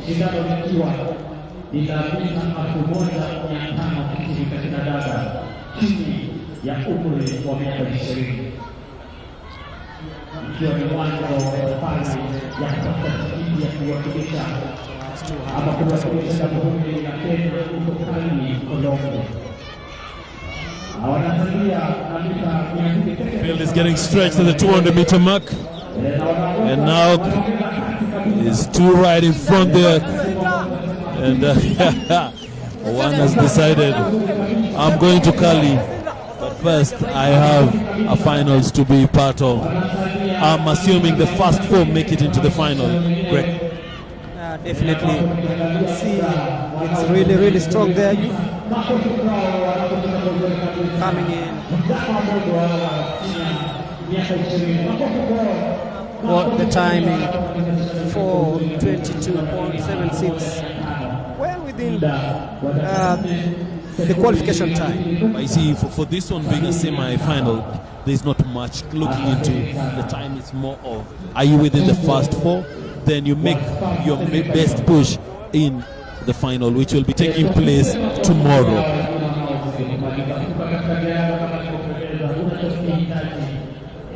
I'm actually impressed the overlap. Did it really take place? It happened. It really happened towards the last lap, within the last 400 meters. Very, very, very good push. Watch out for semi-final number 2, where we have the likes of Naomi Kemboi. Watch out for Pilt Chep Kurui of South Rift, Faith Mwende, Florence Chepkoech, Naomi Kemboi, Sheila Jebet, Janet Chepkoski, Esther Ndulu, Linda Mateko, Triza Washira, and Brenda Chebet of Nairobi. Once again, ladies and gentlemen, we still have one more runner to finish. Winner of the first semi-final, Miriam Chemutai of South Rift. 4 minutes, 22.76 seconds. Those are athletes are waiting for the start of the second semi-final of the 1500 meters. This semi-finals of 1500 meters. Makofi wananchi kwa wewe dada. Makofi. Asante sana. Thank you. Asante. Basi wananchi, second semi-finals 1500 meters. The second semi-finals of the women's 1500 meters.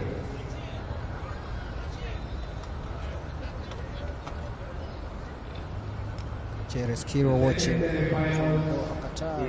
Just about the sun from the other side of the front.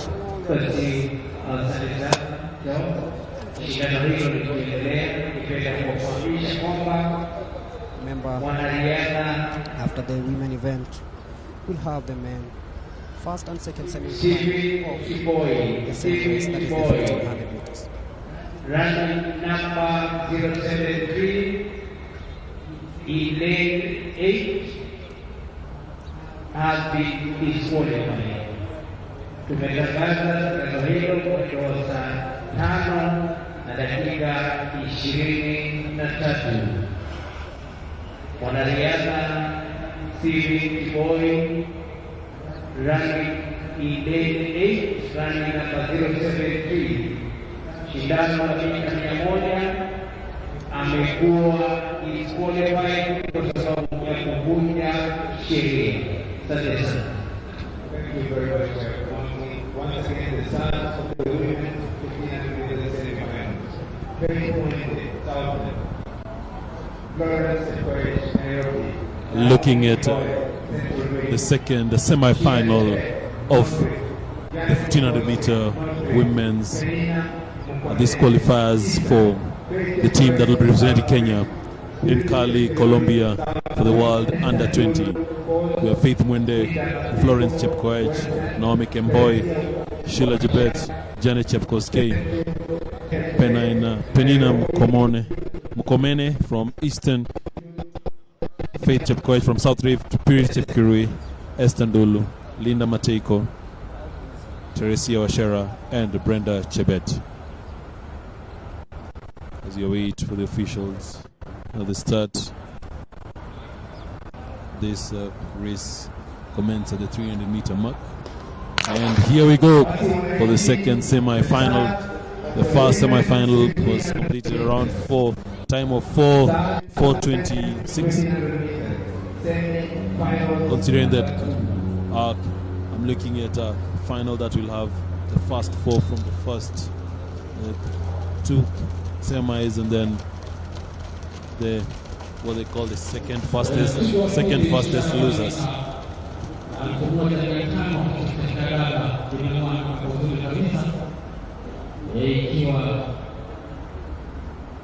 Looking at a strong field. I'm worried again. In the last race we had someone who was already dropping off within the first 300 meters of the race, and even with this one, 3 laps to go, there's already one who's been dropped off. And the team looks very strong as they take into the first. They'll be finishing the first complete lap in the next few minutes. There we go. They finished the first lap. Oh, someone has collapsed. We need immediate medical attention. Immediate medical attention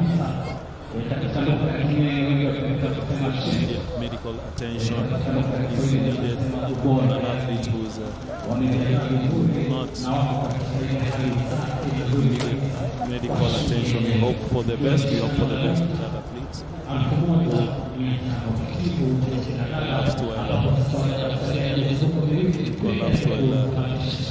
She had already been dropped off, and we hope the best for her as we watch into the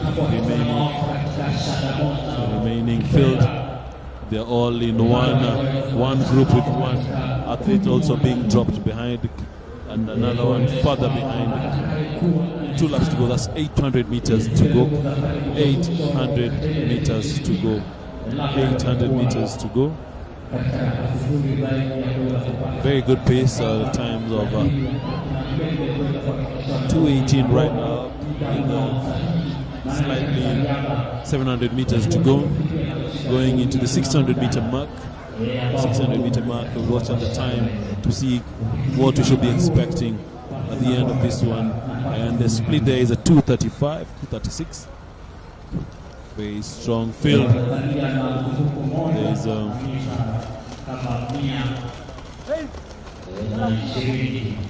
we have a pack that has 6 athletes, and this is Greg, this is a bit tricky going into the bell where everyone has an opportunity of getting this. Yeah, definitely. Janet Chepkoskei there, the world champion, Purity Chepkirui also in the mix. So is Brenda Chebet of Nairobi. Very, very tight this one. The last lap of the 1500 meters semi-final, number 2, and you can see the confidence in these athletes heading into that one, the last 600 meters of this race. And you can see the bars, you can feel the legs are also getting warm, but then the adrenaline, a big show there, and it's really not what we wanted to see here, but then look at that. Purity Chepkirui leading all the way, going into the last 100 meters. Here comes the world champion, Purity Chepkirui, leading the way. Very, very confident, and you can feel that she is in control of this one. Wende and Chebet closing in, but then Purity Chepkurui will cross the finishing line in a time of 4 minutes 18.19, winning this one. Just showing why she is touted to be one of the best 1500 meters runners of her time. Sheila Jebet coming in second place in this one. And you can see Purity there alongside Brenda Chebet. This must have taken toll on these athletes, but then the world under-20 champion en route to defending her title in Cali, Colombia. We move to the next event of the men's semifinals 1500 meters. So we will leave the dots as we get them.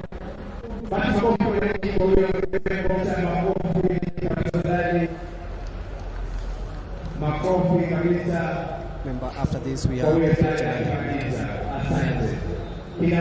semi-final number 2. Happening thick and fast here at the Nyayo National Stadium on day 1 of the World Under-20 meters trials.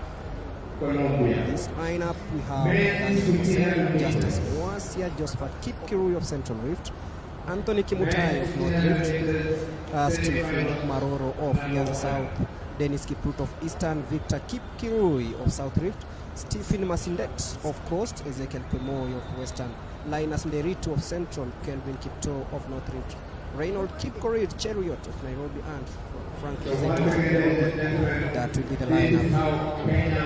Identifies the talents in the 1500 meters. And this is the first semi-final. Again, from watching, so is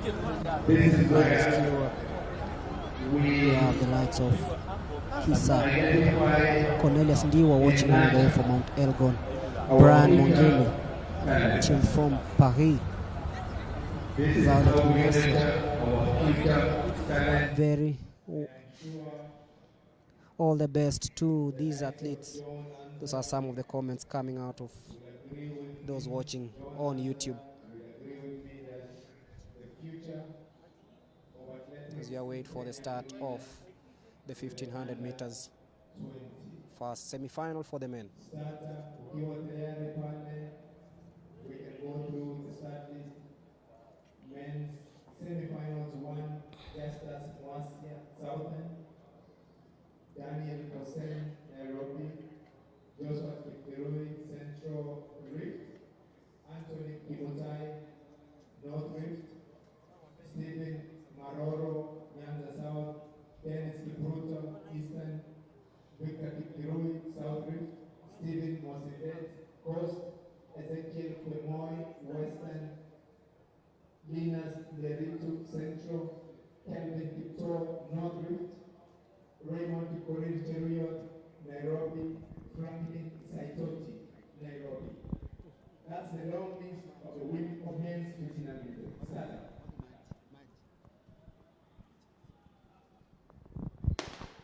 And that's the start of the 1500 meters.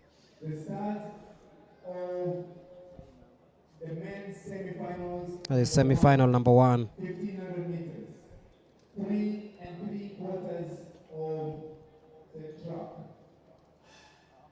So as you were mentioning, this is how we nurture our talent.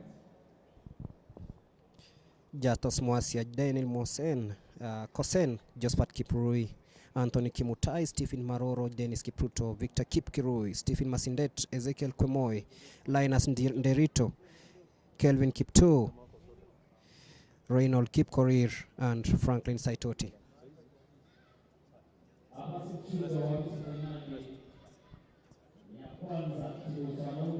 2 3/4 laps to go in this one.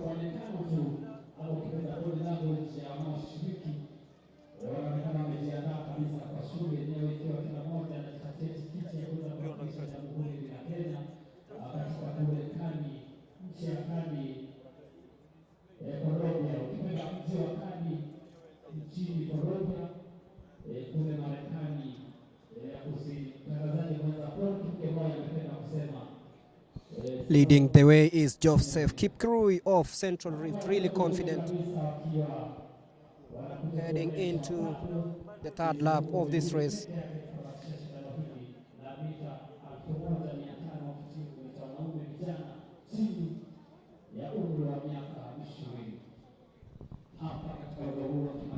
Two laps to go and a very strong field, very strong push at 145. 145 is a split with going into the 800 meter field. There's already a clear stretch at the 700 meter mark. Greg, what are you expecting in the last 600? Can see the confidence in this young man, and Joseph Kipkurui seems to be in control of this one. The Central Rift runner born on 8th of August 2006. So this is a strong run from the young man. It remains to be seen if he'll maintain that, but he looks in control of matters here.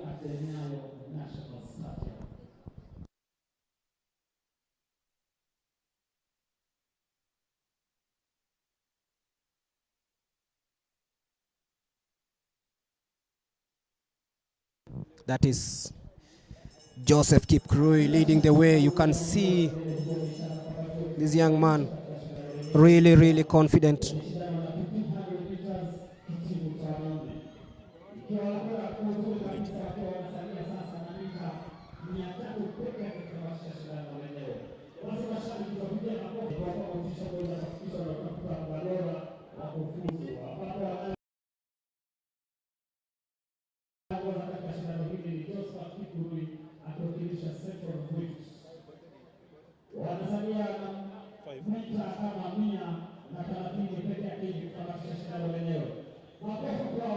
Look at this young man coming in very strongly in the right, in the last 100 meters.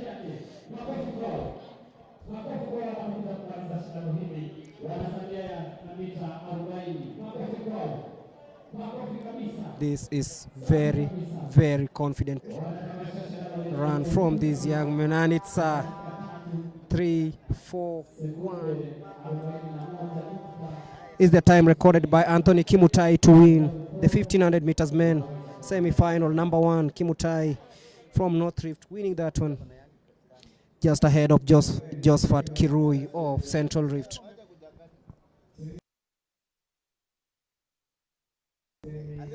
Anthony Kimutai winning the first semi-final of that one.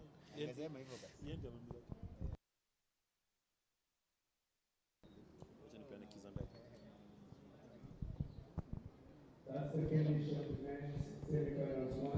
We move straight away to the start of the second semifinals.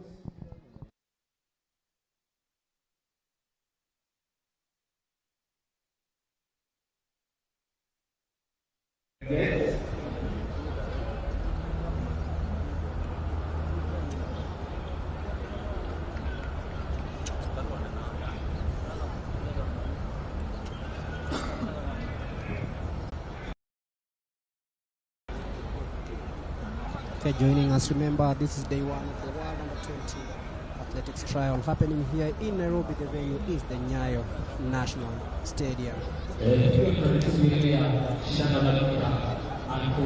The second semi-final.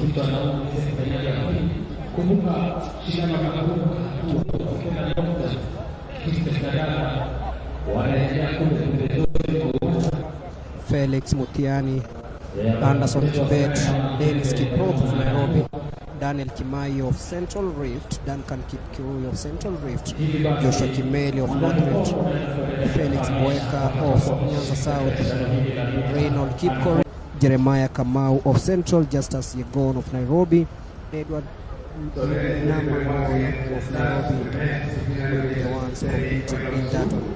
Remember, afterwards we have the long jump women final, the javelin, and on the track we'll have the 400 meters hits for both men and women. For joining us live from the Nyayo National Stadium, and this is day 1 of the World Under-20 Athletics Trials.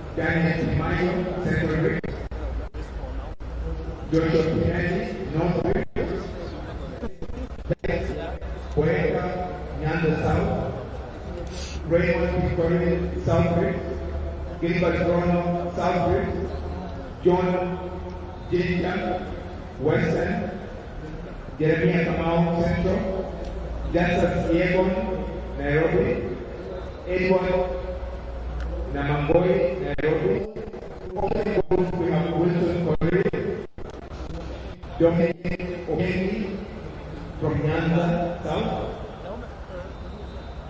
In the same group we have Vincent Uprono from Coast.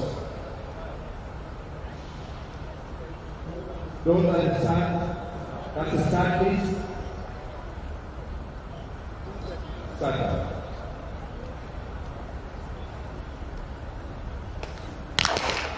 Start of the second semi-final of the 1500 meters.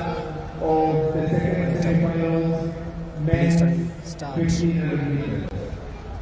These young men trying to earn that ticket to the final of this. Remember the qualification time set for Kali Colombia is 2 minutes 48.50 seconds.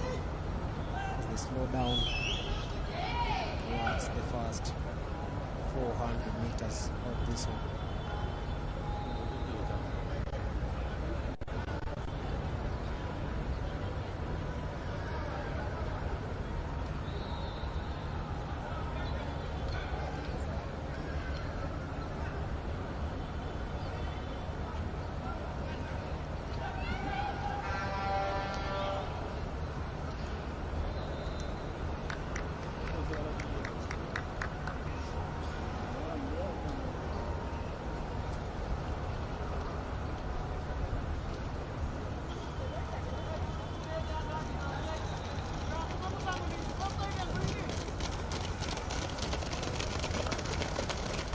Chelimo is watching all the way from Nairobi Westlands.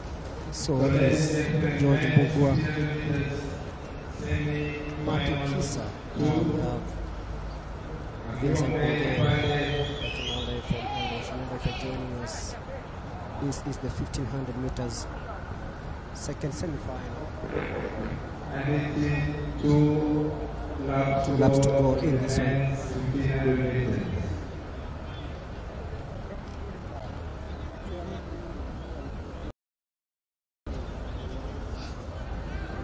Remember the 1500 meters is slightly shorter than the 1 mile from Eldoret. And leading the way is Duncan Kipkip. 100 meters. It is shorter than the 1 mile by almost 100 meters. The 1 mile is 4 laps of the track.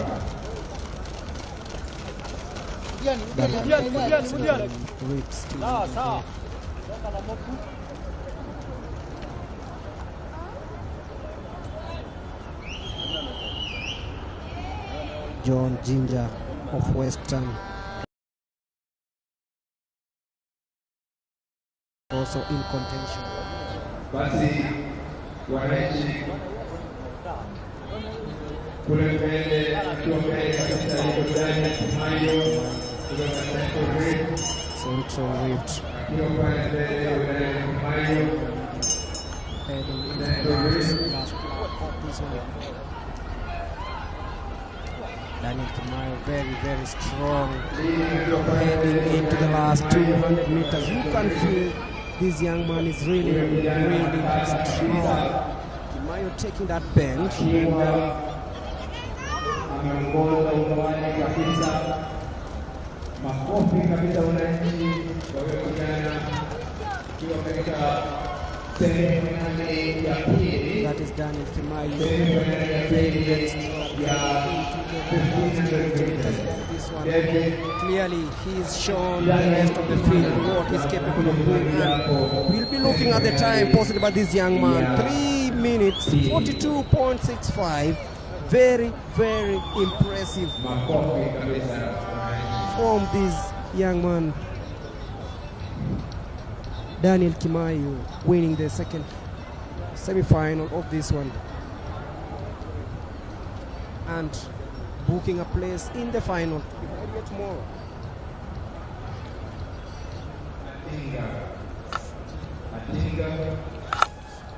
Kindly move to the water jump. That is the 1500 meters second semi-final that has just ended.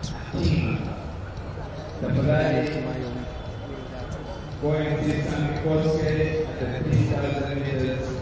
this young man born Barrier August on the other end of the stadium. Maximum Boke Oyotana to the mita 1500 semifinali ya pili. Makofi wananchi. Daniel Kimayo finishing second. So once again, ladies and gentlemen, we await the next event.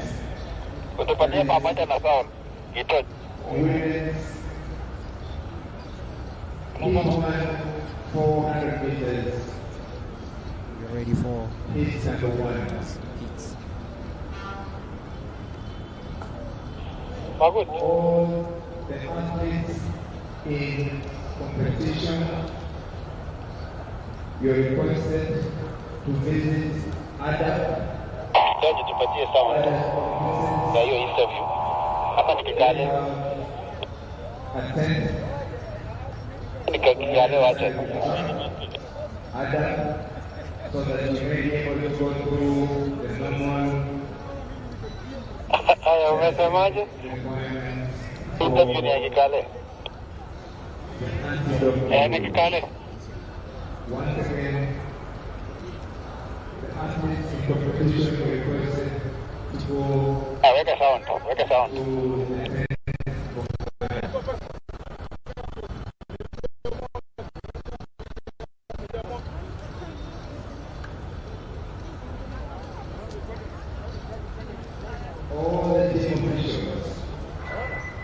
all the team officials kindly collect at the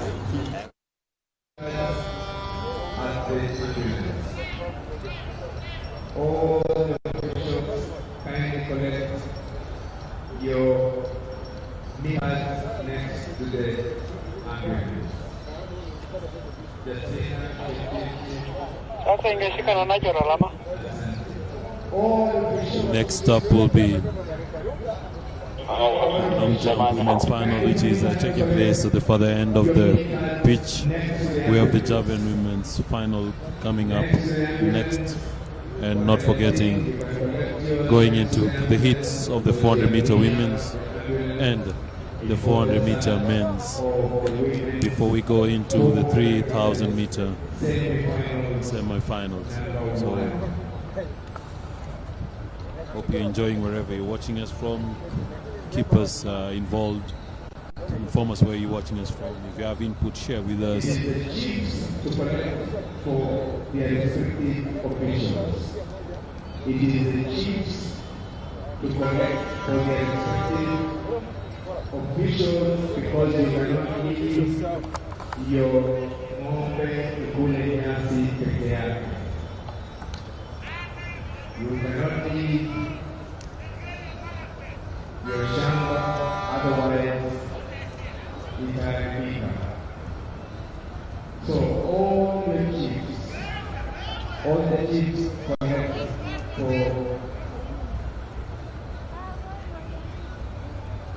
you're collecting meat Alan Magad Mike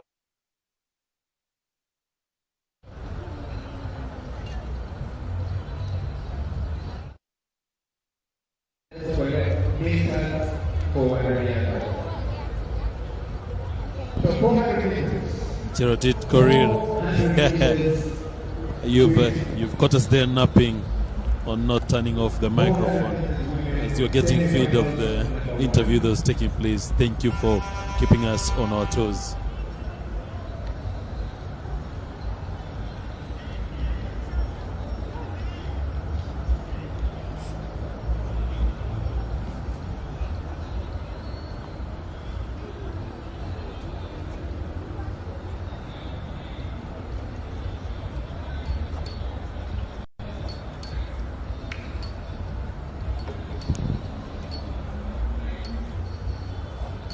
about to move to the 400 meters semi-final.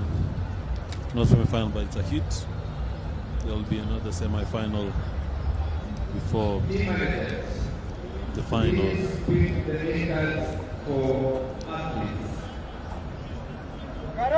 Joining us, this is the Nyayo National Stadium. Nyayo National Stadium, the capital, that is Nairobi.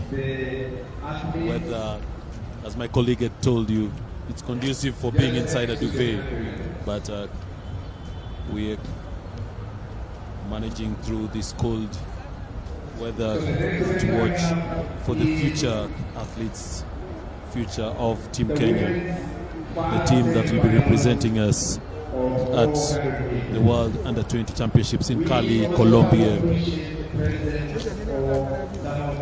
Right up is the 400-meter heat number 1.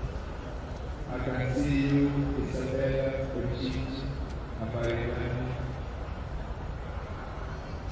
Isabella, Ojit. 400 meters. 400 meters women.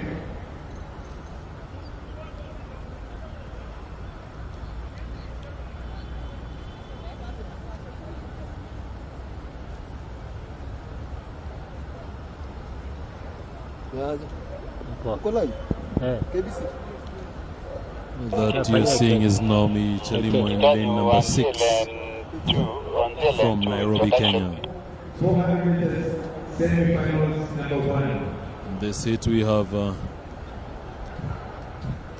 7 athletes representing this one. So as you take it lane by lane, lane by lane. Lane 3, we have Abigail Chepkemoi. Lane 5, Judith Kemunto. Lane 6, Naomi Chalimo. Lane 7, Anna Walubengo. Lane 7, and lane 8, Irene Nyambura. I'm seeing there's a small mix-up as the athletes take it to the max. 400 meter, we're looking for a time of 55:20. 55:20. Watch out for Sylvia Chelangat, Abigail Chepkemoi, Sarah Bosbori, Judith Kemunto, Naomi Chalimo, Irene Nyambura.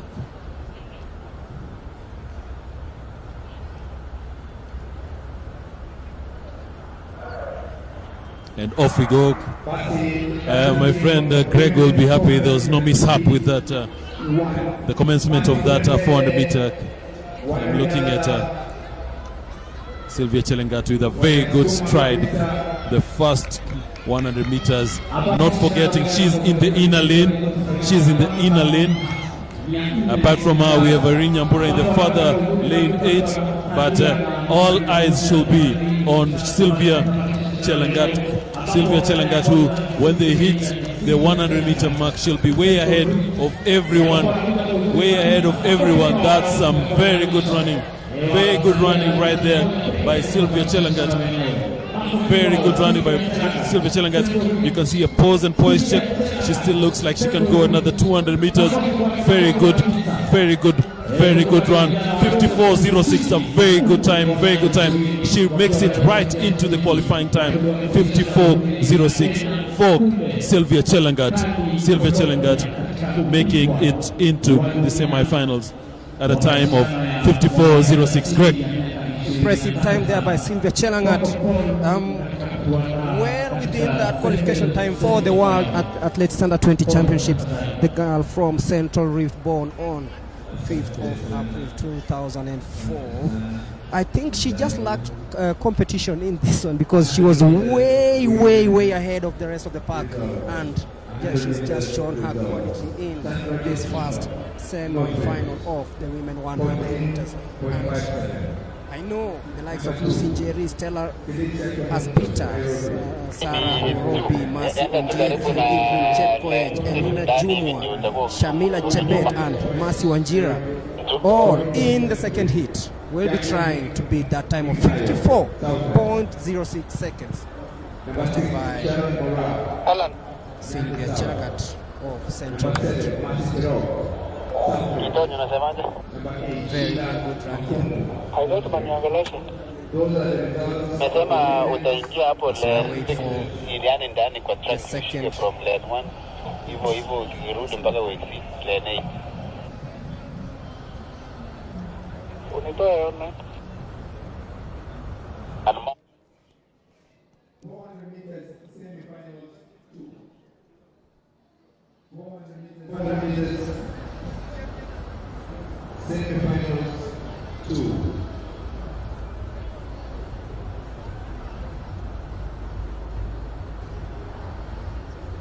Luke Kipchumba Saina following the proceedings from Eldoret. So is Adriel Miati Fiamu and smoothly kweli na hiyo stand. That was a very, very, very impressive run from the young lady.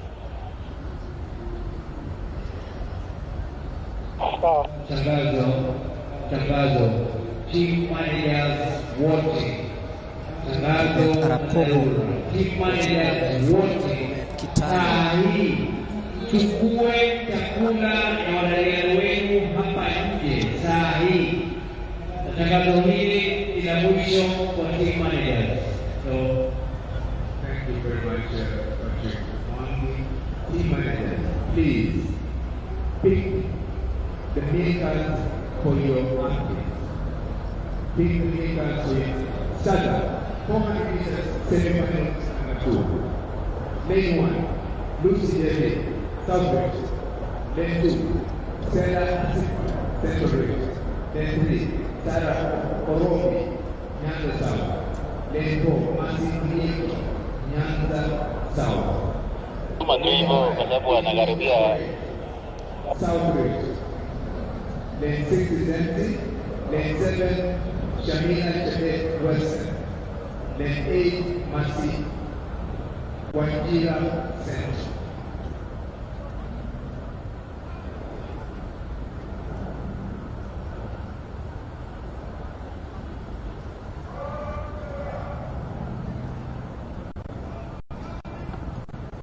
Start of the second semi-final of the 400 meters men.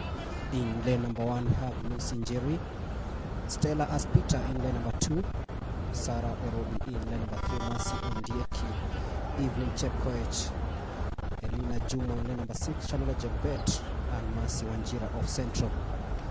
We're ready for the second semi-final, 400 meters. And there we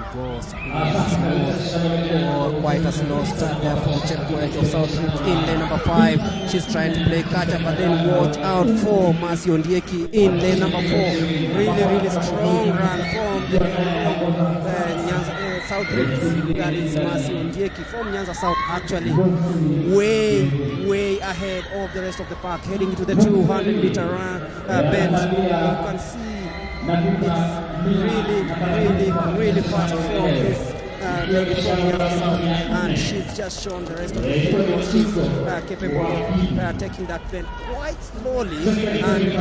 And Lucy Njeri closing in lane number 1, but then it will be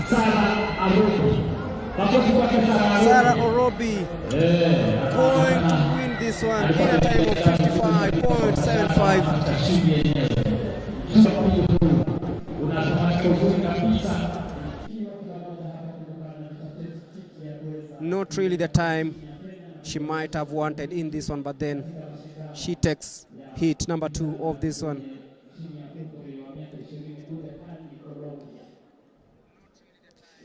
Sarah Orobi of Nyanza South winning that one.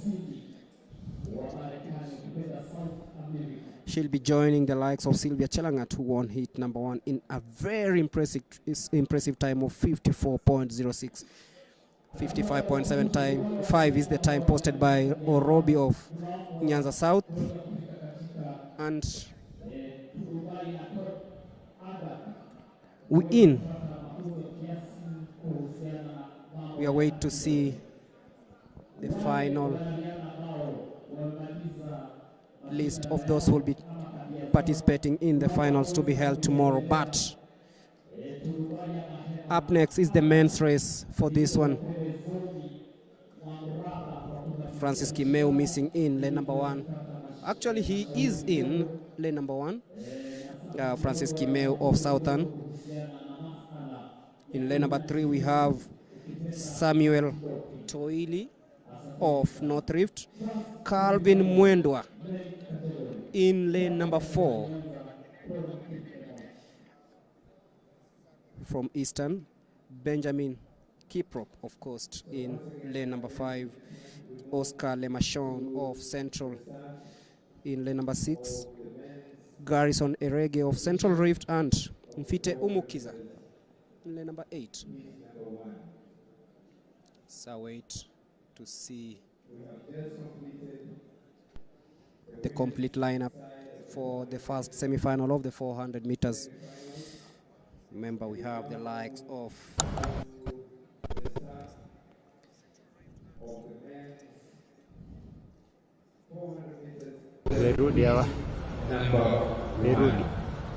Garrison Erege also in this one.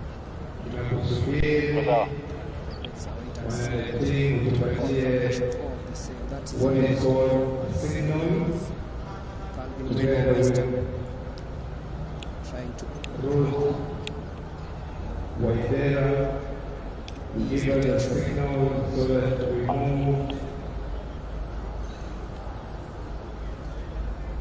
Lane number 5, that is Benjamin Kiprop.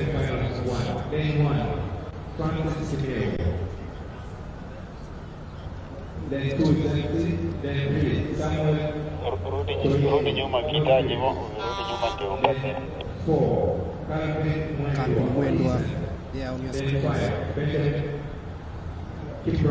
Benjamin Kiprop, of course, in lane number 5. Oscar Lemachon of Central. Lane 6. Lane number 7 missing. Lane number 8 we have Mfite Umukiza representing the refugees. So missing is lane number 2 and lane number 7. Watch out for this guy in lane number 1. Outside the track. Francis Kimeu of Southern.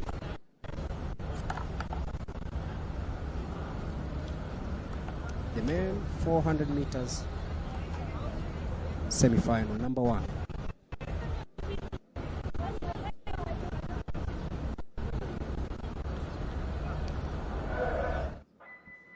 False start, and that should be, I'm afraid,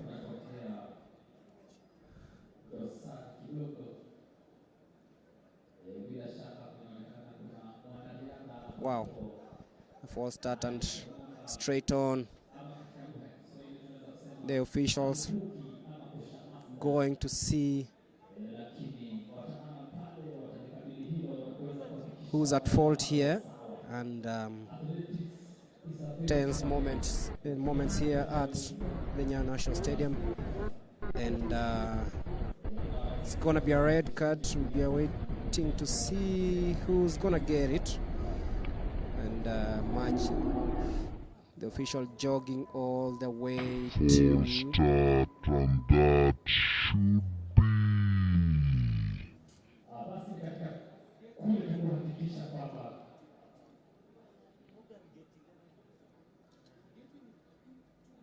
lane number 8, and Mfite Umukiza has been disqualified in lane number 8. It's down to 5.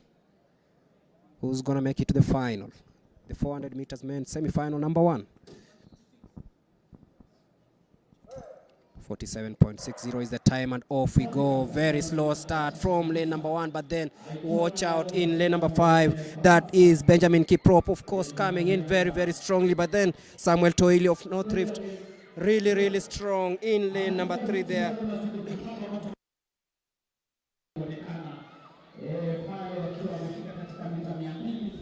That is Toili coming in strongly, very confident, heading into the last 200 meters of these 400 meters. Look at Toili coming really strongly, but then after that bad start, Kimeu has picked up well and is coming in very, very nicely in lane number 1. But Toili really strong, heading into the last few meters of this one, and he'll take this home in a time of 48.15, falls just after the finishing line. Samuel Toili of North Rift winning that one. 48.15 is the time registered by Toili, being helped off the pitch after falling down just as after crossing the finishing line.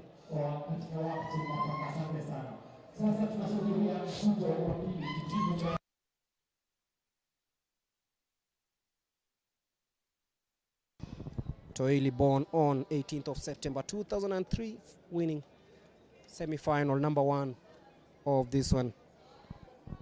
We're heading straight into the second semi-final of this race with Moses Randu in lane number 1, Samuel Kibet, Elkana Chemelil, Thomas Saitoti, Anthony Shonoti, Dairo Lokor, Joel Kipngetich, and Hilary Misiku, all battling out for a place in the final.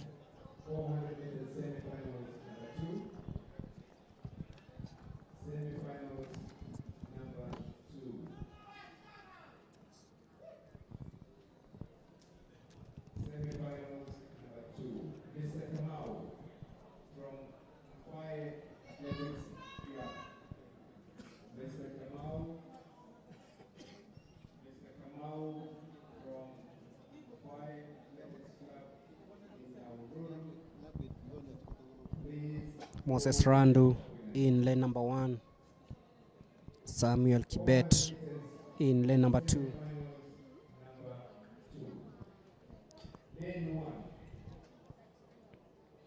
Elkana Chemelil in lane number 3. As we also see the javelin women final on the other side.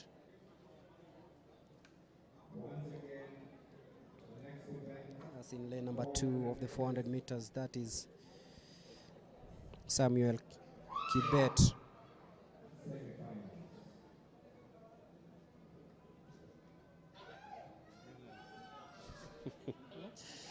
See fans thronging the stadium now. It's not as cold as it was in the morning, but then not a very good weather for those who like hot and sunny conditions. See, I wait for the start of this race that I can feel there is tension among these athletes. They know that they are on a mission.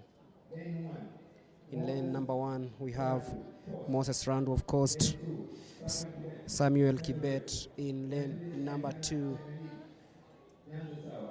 That is Elkana Chemelil of Nyanza South. Saitoti in lane number 4. David Lokor in lane number 6. Hilary Misiku in lane number 8.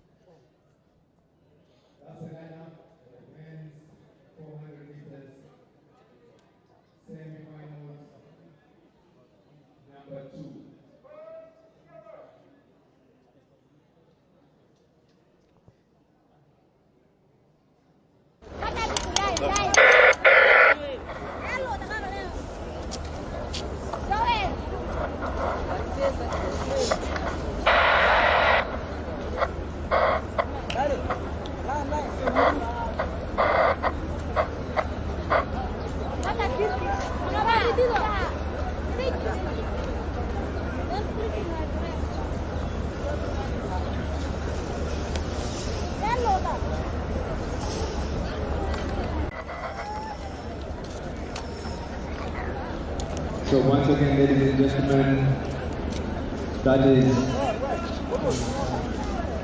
a false start. And there are two ways to a false start. Either the athlete has made a mistake or there's a technical glitch. And ours is to await the decision of the starter.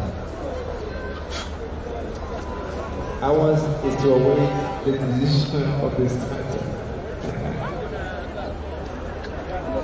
So once again, we appreciate Samuel Kibet is out. There you go, lane 2. Lane number 2. Someone For this young man from Central is shown what is called a red card in athletics, meaning the athlete is technically out of the race. Down to 6. Lane 400, semi-final number 2. Moses Rwanda, Kanchemi, Saitoti, Jonot, Nicole, this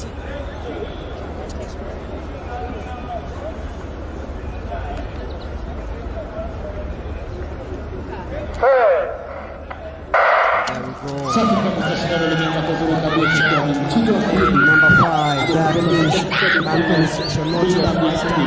Number 3, that is Elkana Chemelil of Nyayo South. Really strong. That bench, really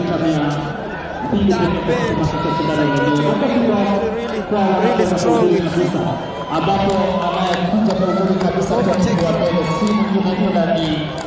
Keeping it each number 8, but then look at it is Chemelil of South Nyanza into the time by this what is the time? 46.78. Just finishing ahead of Joel Kipgetich of Nairobi. 46 seconds. 78 nuktas. 6.78, well within that qualification time. That is Elkana Chemelil of Nyayo South winning the second semi-final of these 400 meters. Wandani ukipenda. Asante sana Team Coast, bila shaka inawakinika kwa uzuri kabisa. Kwako mwenzangu Paul katika kutueleza ama kutufahamisha mashindano yanaendelea namna gani na ni shindano lipi linalofuatia hili la mita 400 kitibu cha wanaume. Kwako mwenzangu Paul. Once again, ladies and gentlemen, thank you. That was the Confirmation Chemelil Nyanza South from Nyanza South, winning the second semi-finals heat number 3. men's 400.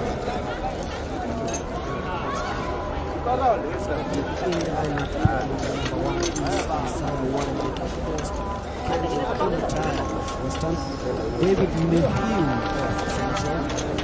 of Central. So once again, ladies and gentlemen, we want to appreciate the presence of our own senior AK Vice President Paul Mutu, joined at the podium by CEO or Director General of Sports Kenya,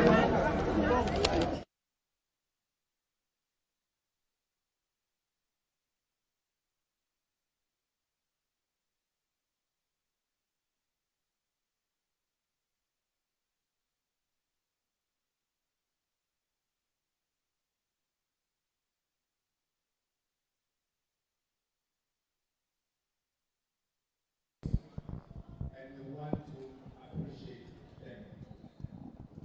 400 meters, semi-finals 3. 400 meters semi-finals 3. Lane 1, Isaiah Wanje in lane number 1. That is Kelvin Kimutai. David Muhiu Joseph Lekudu, Gilbert Nyamao of Nyanza South, and that is Sebastian Sinoti and James Lomoi running under the refugees umbrella. Ready for the start of this third semi-final of the 400 meters. Wherever you're watching from, welcome aboard. This is day one of the World Under-20 Athletics Trials right here in Nairobi.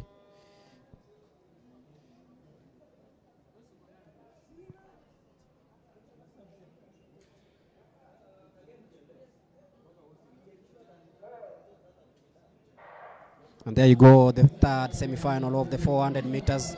And look out in lane number 6, really well. That is Nyamau coming off the blocks very nicely. But then watch out in lane number 3. That is David Muhi of Central and Kelvin Kimutai. Really close contest, this one. But then it's really fast from Sebastian Kinoti of Southern, taking that bend in very nicely. That is Sebastian Kinoti of Southern. This young man also representing the refugees, that is Lomoi, ensuring that he's up to speed with Sinoti in lane number 7. So it is James Lomoi coming in really strongly and beating his mark, his closest challenger there, and that is 48.16 by Lomoi. Sebastian Sinoti coming in second.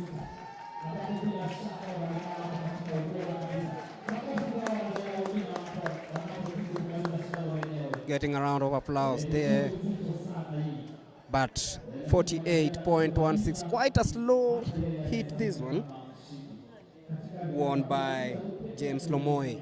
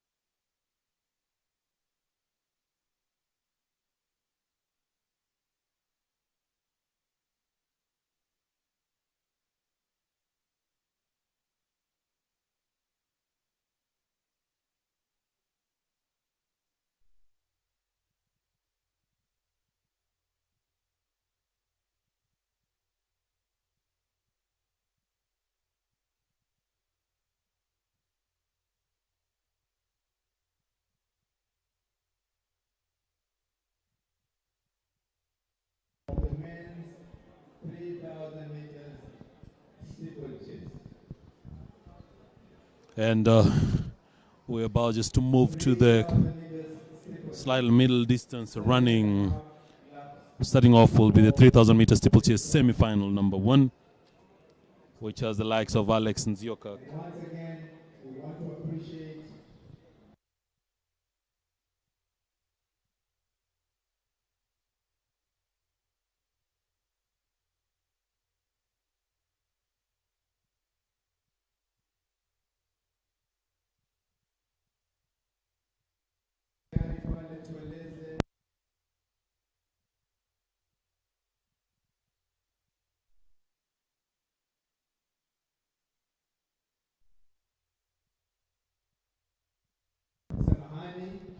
So, just a correction, this is a 3,000 meter flat, is not a steeplechase. Semi-final number 1. 8 has the likes of Alex Nzioka, Daniel Kinyanjui, Amos Kirui, Evans Kiplagat, Titus Kimaru, Charles Rotich, Andrew Kipto, Dennis Kipruto,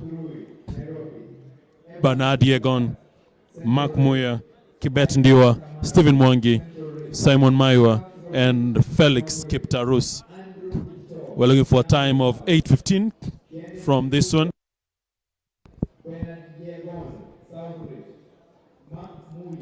The steeplechase will be coming in later on today. The steeplechase will be coming on later today, as getting clarity from the production team is that not to forget 3,000 meters flat.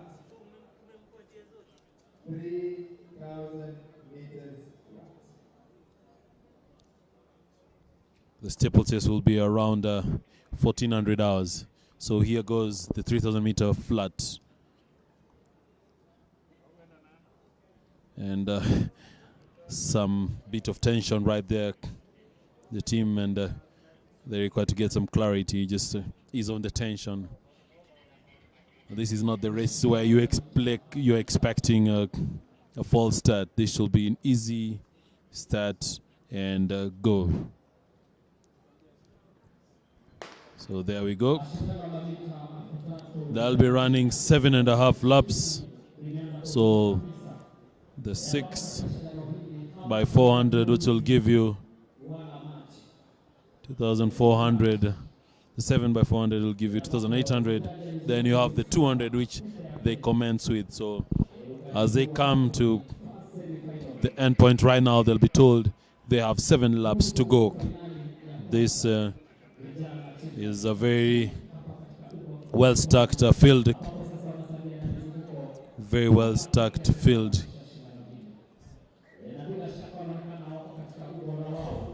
Youngest in this field is Titus Kimaru, who's merely 16 years of age. Turned 16 the 18th of November last year.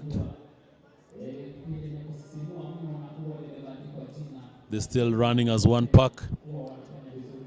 No one is looking to cause a scare or to put some pressure to anyone.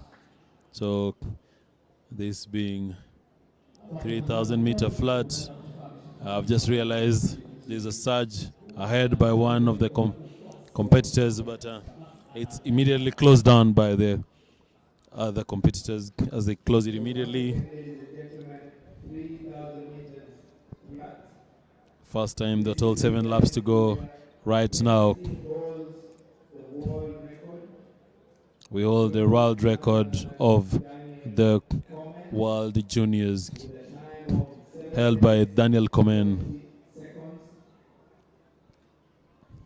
And it's a world record that has stood all the way from 1996. As they get a feed from the stadium announcer, Daniel Komen's record has been there from 1996. So the world record has stood since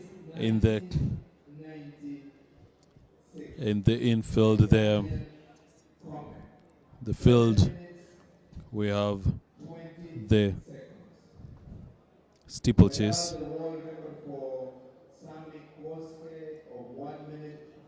We have the javelin, not the steeplechase. We have the javelin gun going in the middle of the field, as this 3,000 meter flat is still running as one pack.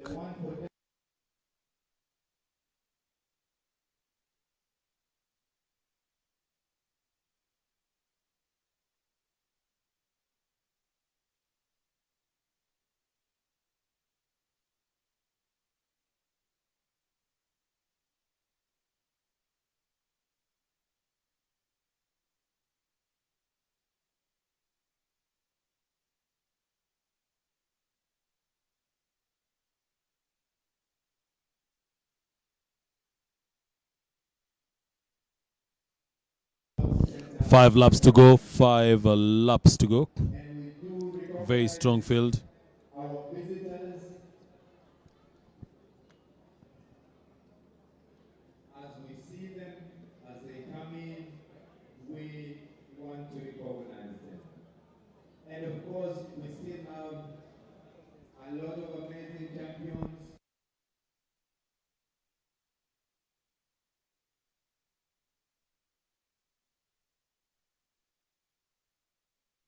The field is being led by Stephen Mwangi. Stephen Mwangi in the leading pack.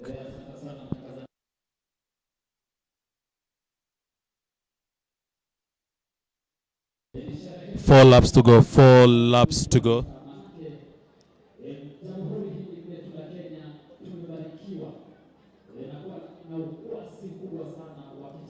As much as they're still in one pack, there's a surge up in front right there by Stephen Mwangi, and causing panic the rest of the field, where it's either you keep up with Stephen Mwangi or you forget a qualifier to Cali, Colombia for the 3,000 meter flat.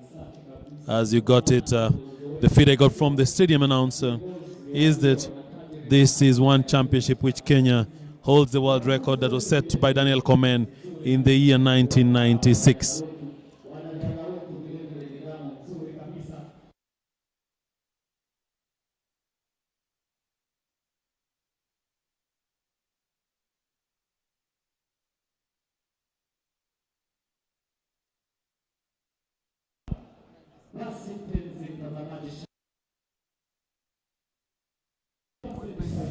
Felix Kiptarus leading this.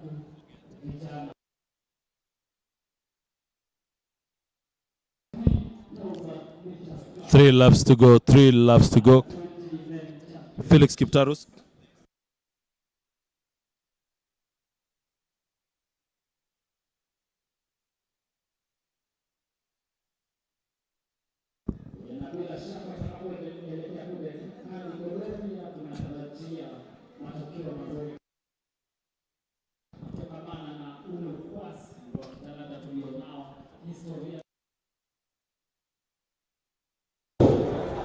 Watu sana tulio nao kama nchi ama jamhuri hili letu la Kenya. Mizunguko inasalia kuwa miwili peke yake uwanjani.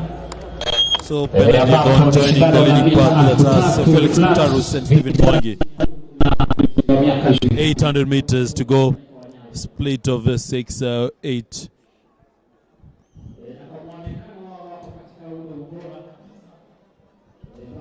Right now we're around 700 meters to go. Very good. There's a surge, so we're into 2 groups. In the first group there's also another 2 groups. The first 3 with a slight distance of like 5 meters, with another second group that has 3 people. Another like 7 meters, then there's 1 person. There's a whole 50-meter difference going to 170 that has 3 in a single file.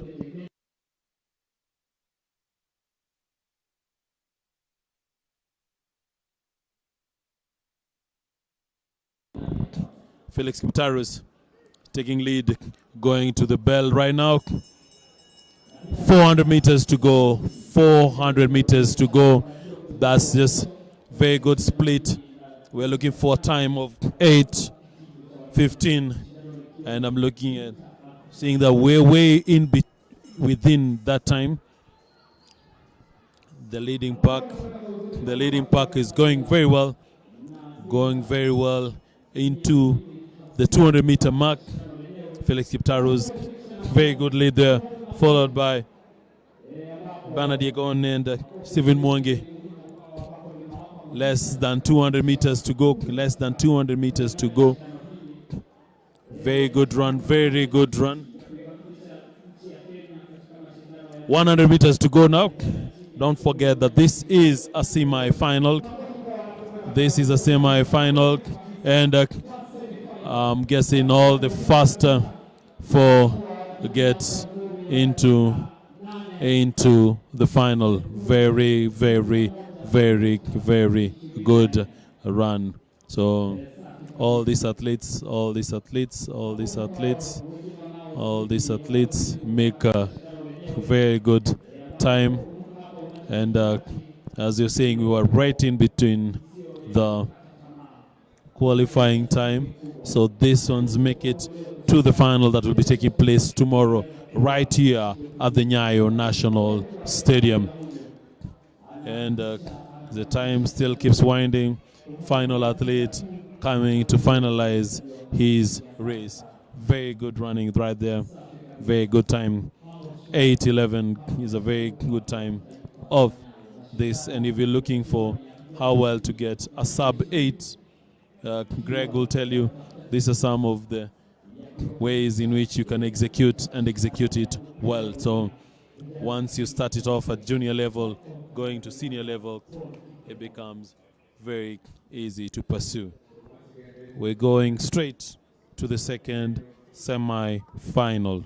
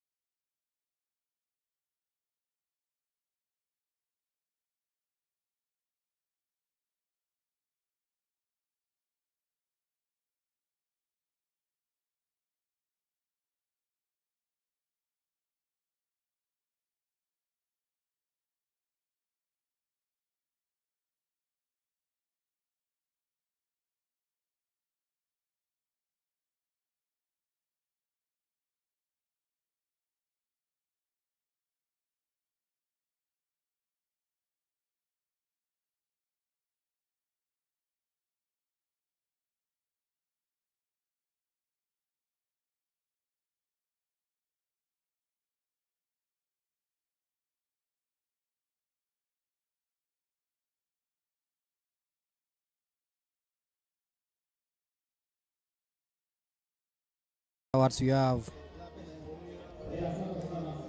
the 200 meters hits semi-finals for both men and women.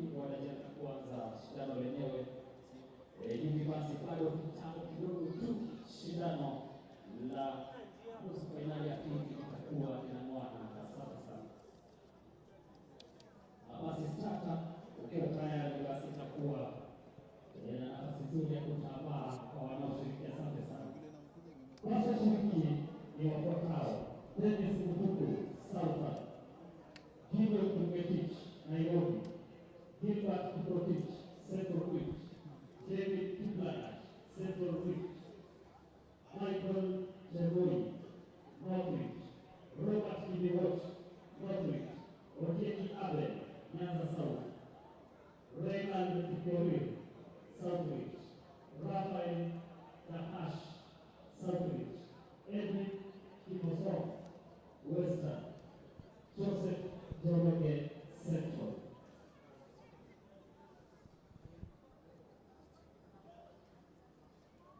Junior Muragoni, Central, Ismail Kirui, Central Wheat, na hatimaye Jonathan Koech, Nairobi.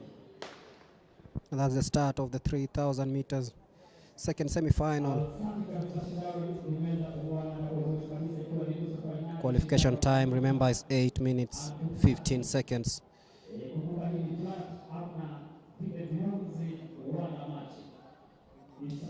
Remember, in the last edition, Kenya did not perform really well at the World Championships, with the best Kenyan finishing 7th. That was Daniel Kinyanjui in a race won by Tedese Worku of Ethiopia. So Kenya will be aiming at ensuring that they recapture this title of the men's 3,000 meters.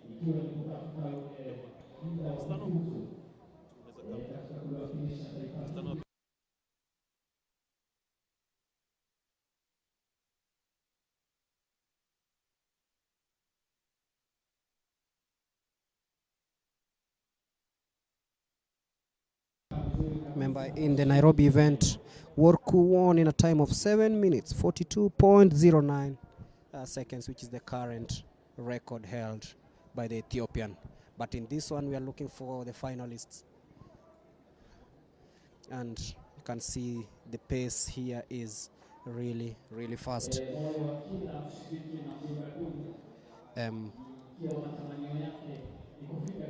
Michael Temoi, Robert Kibiwot in that pack that is very compact after the 2 laps. Anamwona bingwa wa kitambo katika shindano la mita 1,500 Atoi Golu, akiwa anapita pale kwa uzuri kabisa, ikiwa mambo hapa Nyayo Stadium yanaenda kwa uzuri kabisa, ikiwa ni katika kule kutafuta timu ya vijana wenye chini ya umri wa miaka 20 watakaowakilisha Kenya katika mashindano ya dunia kule Kanikoroni. Shindano linaloendelea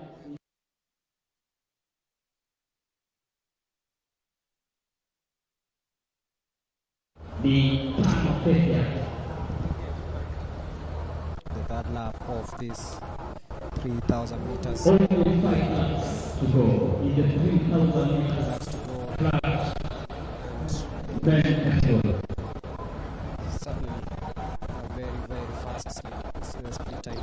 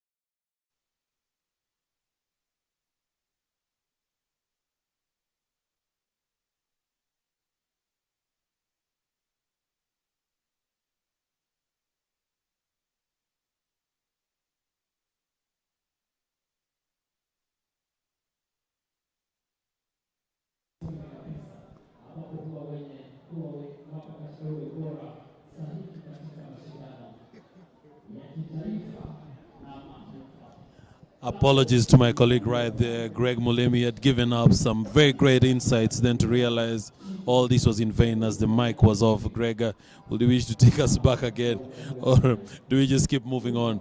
We have 3 laps to go, very strong field.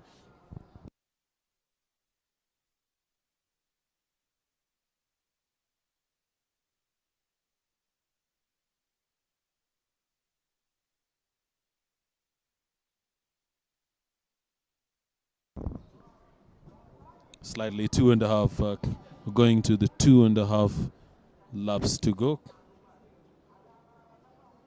Very strong field.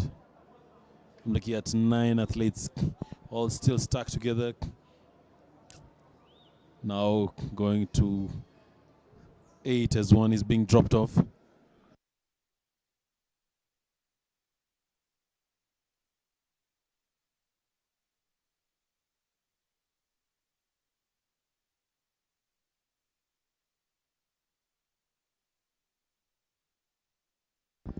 Ondeki Abel with the lead right there, coming to the 800-meter mark. 2 laps to go, 800-meter mark.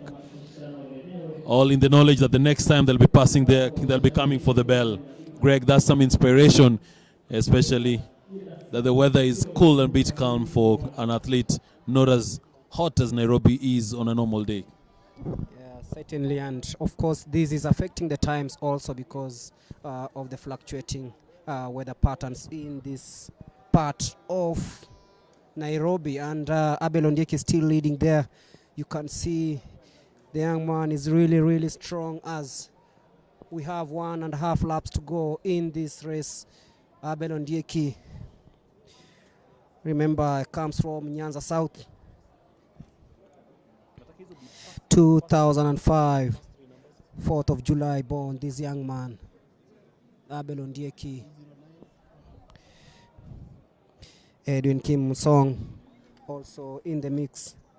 Jonathan Chepkoech of Nairobi also hurrying there, and you can see Ondieki leading there on the bell. On the inside is also this young man from Nairobi coming in very strongly, but then Abel Ondieki still leading there. The problem is, will he maintain that? But he seems to be very strong heading into the last lap of this one, the 200 meters to go. And Abel Ondieki leading there. Jonathan of Nairobi, Kipkoech coming in strongly. It's now between Kipkoech and Ondieki, and Kipkoech on the inside coming in very strongly and overtaking Ondieki on the bend. And this is very interesting. What will be the time posted by this young man? It's 7 minutes 51.76 seconds, which is very fast.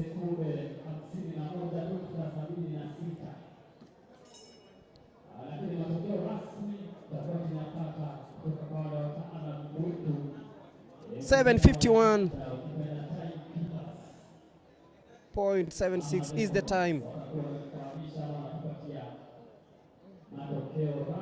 This is really fast. We talked about Worku's time here in Nairobi. Well.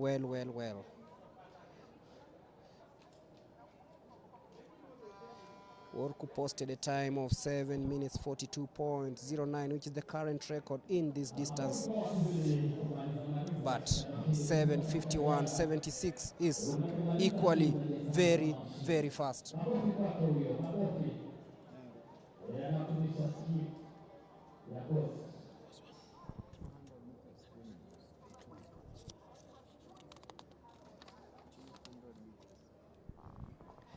Jonathan Chepkoech winning that one. It is a very fast time.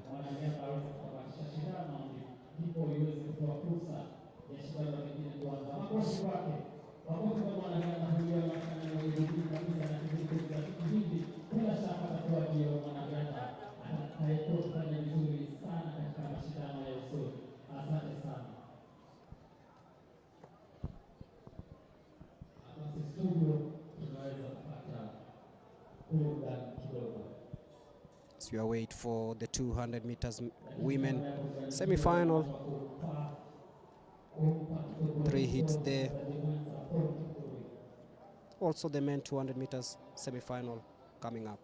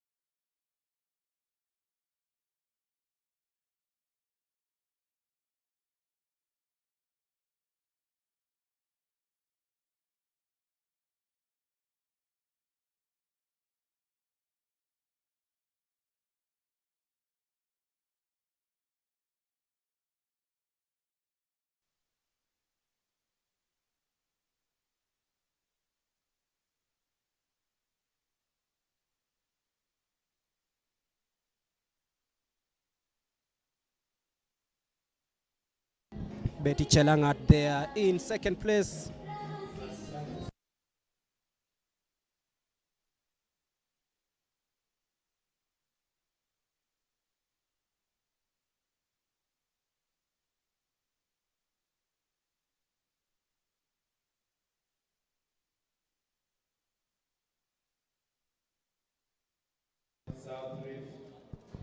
Joelyn Chepkemoi of South Rift leading there with Betty Chelangat in second place as we head into the latter stages of this one.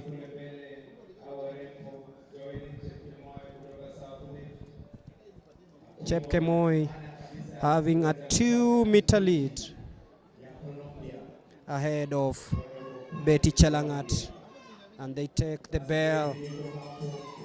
Joylin Chepkemoi of South Rift, Betty Chelangat in second place in the last lap of this race.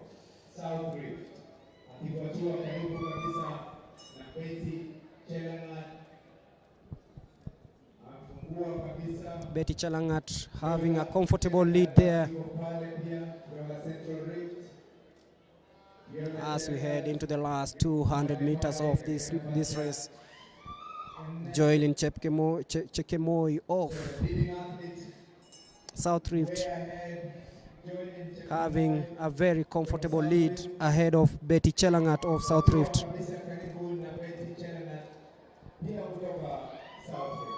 Both athletes from the same region, that is Joylin Chepkemoi and Betty Chelangat, as they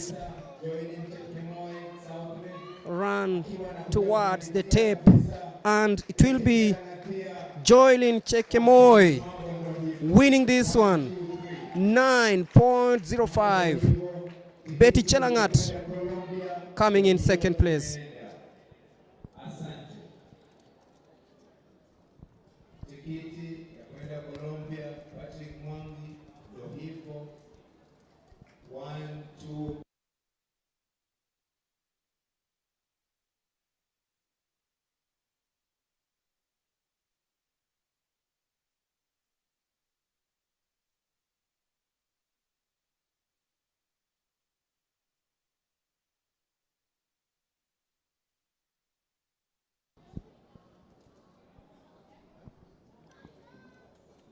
Heading towards the business end of events. The 800 meters men. We have 3 semifinals.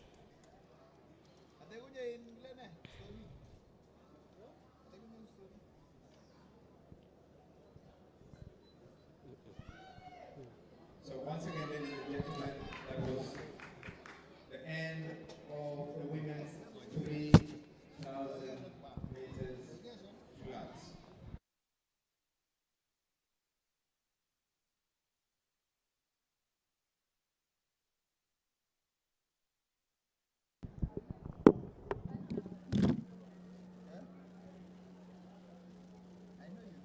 So once again,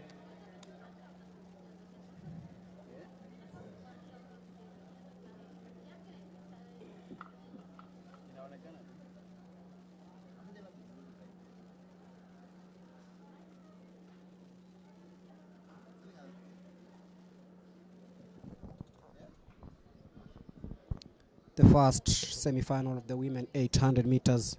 Margaret Nassarian, Nelly Jepchirchir, Sarah Chepkosgei, Sharon Chepkosgei, Alexina Boera, Evelyn Chepkoech, Sharon Chepkemei, Shamila Jebet, Triza Washira, and Judy Kemunto of South Rift. Kati ya wale waliohitimisha mbio hizi za shindano la mita 300 kitivo cha kinadada, jambo zuri kabisa. Ana basi, baada ya shindano hili la mita 3000 kutamatika, ni kutoa nafasi kwa shindano linalofuata ambalo si lingine ila ni la mita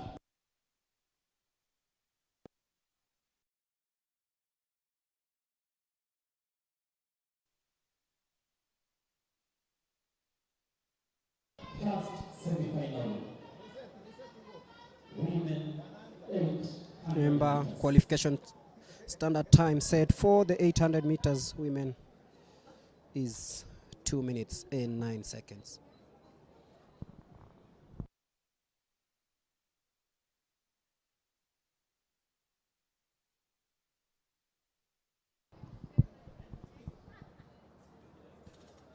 Semifinali ya kwanza, shindano la mita 800 ndilo shindano linalofuata, na bila shaka bado kitambo kidogo tu shindano hilo litakuwa linaanza. Na basi nampisha mwenzangu Paul Kikemo aweze kuendelea. 800 meters semi-finals. 800 meters semi-finals. Lane 1. Margaret Nasaria, Southern.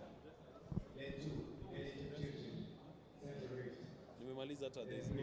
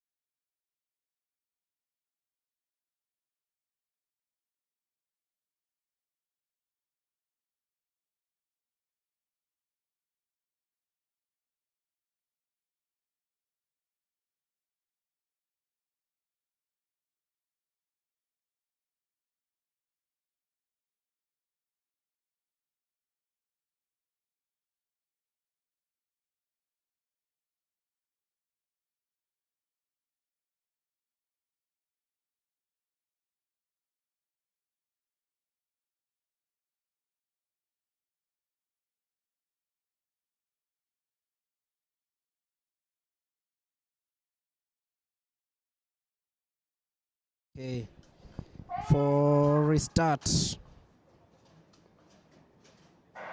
And there we go, the 800 meters semi-final number 1.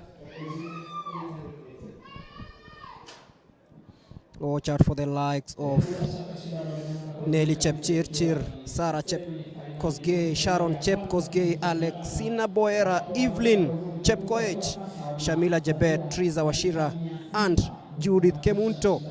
Will they do a Mora in this one? 2 grueling laps here.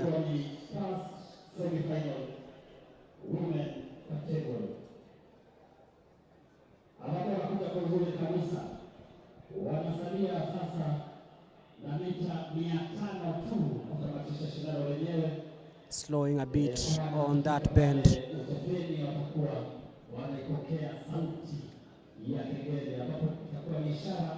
Heading into the bell. Nothing much to separate these athletes.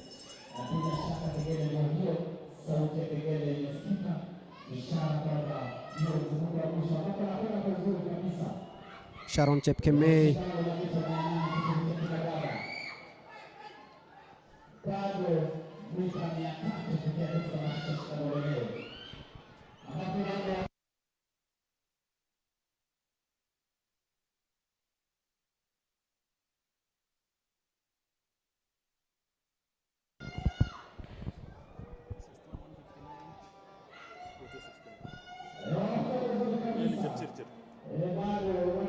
Nelly Chepchirchir coming in very strongly here. Chepchirchir.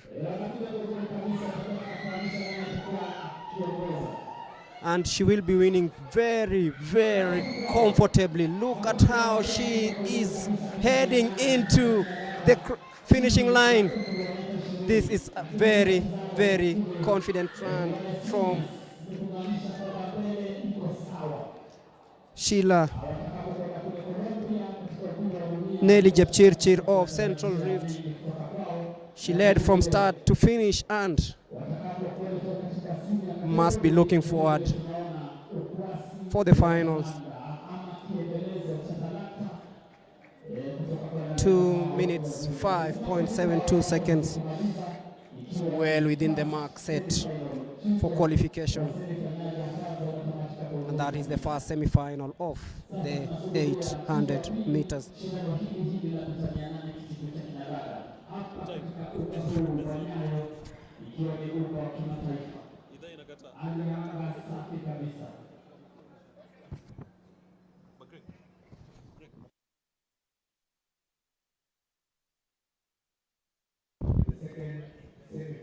Very good run in the first semi-final by Nyayo Jepchirchir. Doing a very good time of 2:05.72.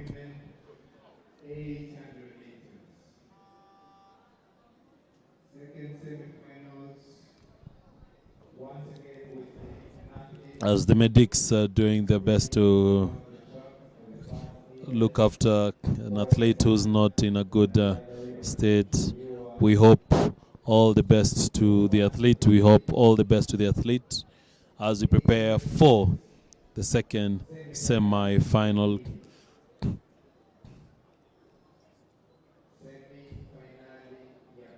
The second semi-final. First semi-final was very fast with a very good push by Nyayo Jepchirchir.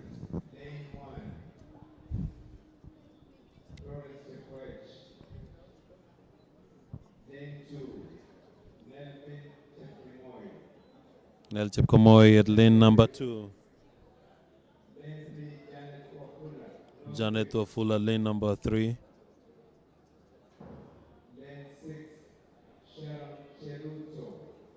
Sharon Cheruto at lane number 6, representing Western.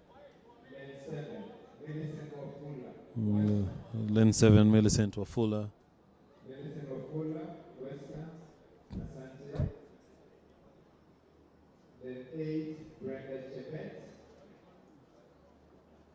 Brenda Chebet at lane number 8.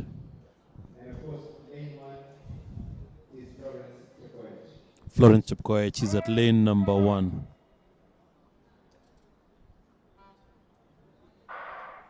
And here we go. Whoa, slow start right there by Nalvin Chepkemoy. He wasn't sure whether the race had started or not. Taking into the first turn, and right from this point they're able to come into the inner lane from a single file, or whichever way you're comfortable in pursuing it, you take it as you can. At the 200-meter mark, that's now reading 600 meters to go. Very good run. It's a single file.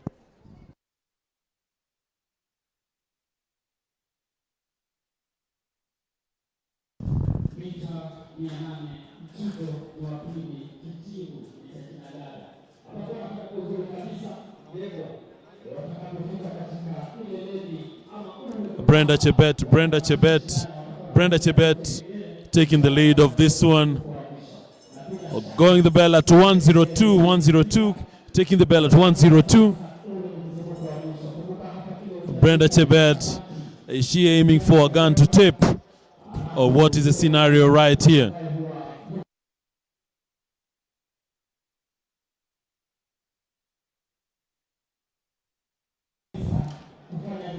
.300 meters to go. Brenda Chebet looking very comfortable as she pursues, going into the 200-meter mark, heading into the 200-meter mark.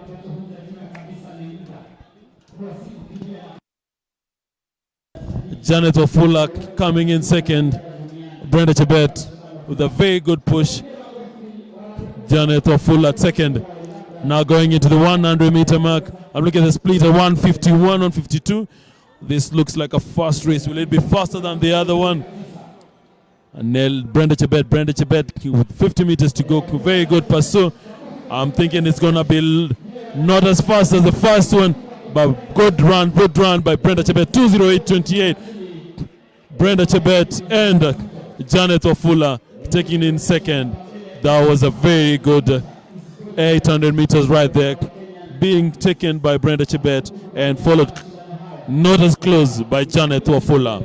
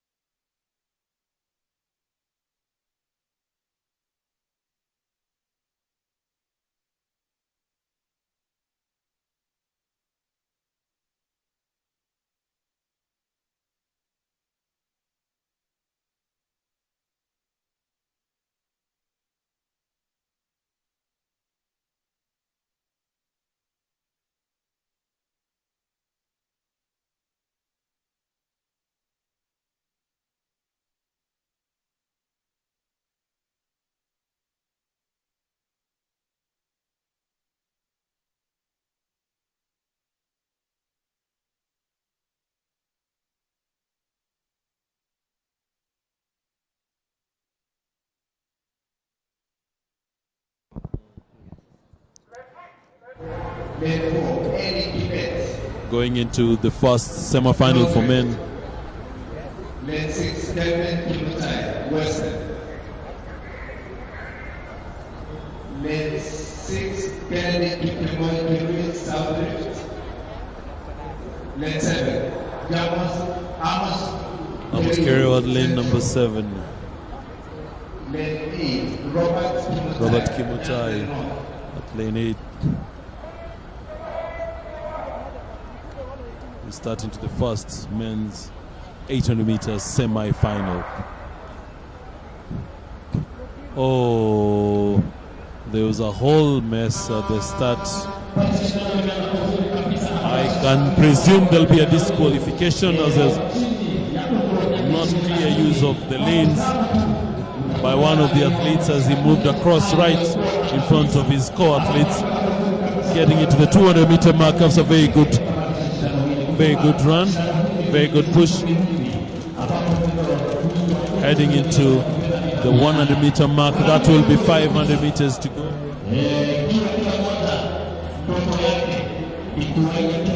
Very good push right there.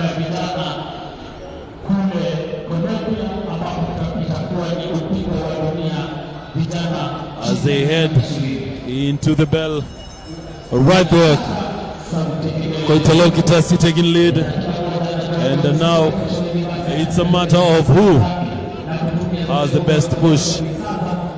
As we look at how well they're looking for making it into the finals that will be taking place tomorrow. Around 250 meters to go. Koitalol Kitasi is still taking lead at the 200-meter mark, but I'm seeing a surge coming from the back, and now everyone is looking for a position to make it to the finals that will be taking place tomorrow. Eli Kibet, Koitalol Kitasi, and a very good push. Very good push right there. Very good push right there. As we look at Robert Kimutai and Eli Kibet taking lead into this one. Very good run. I'm not sure whether that's Eli Kibet or Koitalol Kitasi, but what we know is Robert Kimutai came in second for this meet. It's a time of 1:48, 48.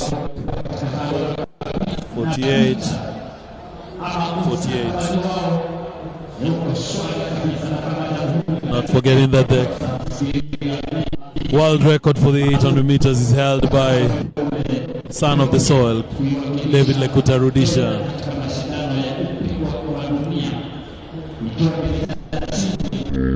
One of our very own, as we go into the second 800 meter semi-final.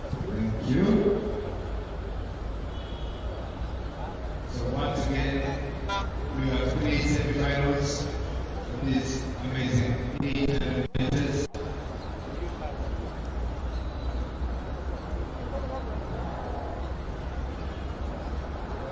Once again, we have a huge number of turnouts for these 800 meters. Men, qualifying time for the 800 meters. Going into the second semi-final.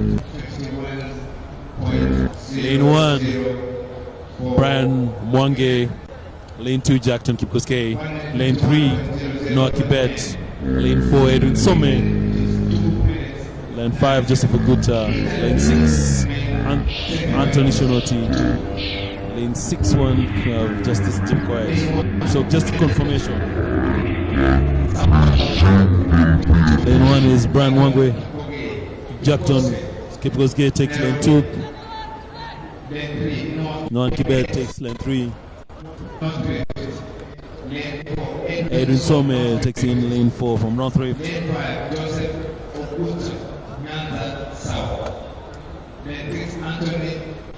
Lane 5 there is no one. Lane 6 Tony Chinoti. 6.1 Justice Kipkoskei, South Rift. Lane 7 Shadrach Tuitoye, Central. Shadrach Titoy takes lane Lane 7. 8, Collins Biworth, Central Rift. And lane 8, Collins And lane Kibiwot. 8.1, He is Gilbert known at lane Rono, 8.1. South Rift. Starter. For time that will beat the previous time, that was 1:48.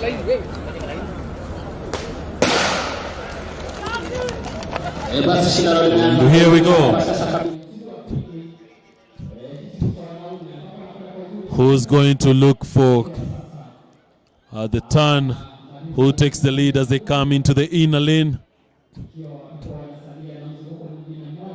And you go in so you can set the pace. You can be the one determining how fast everyone goes. Gives me a glimpse of the 2012 Olympics that took place in London with David Rudisha.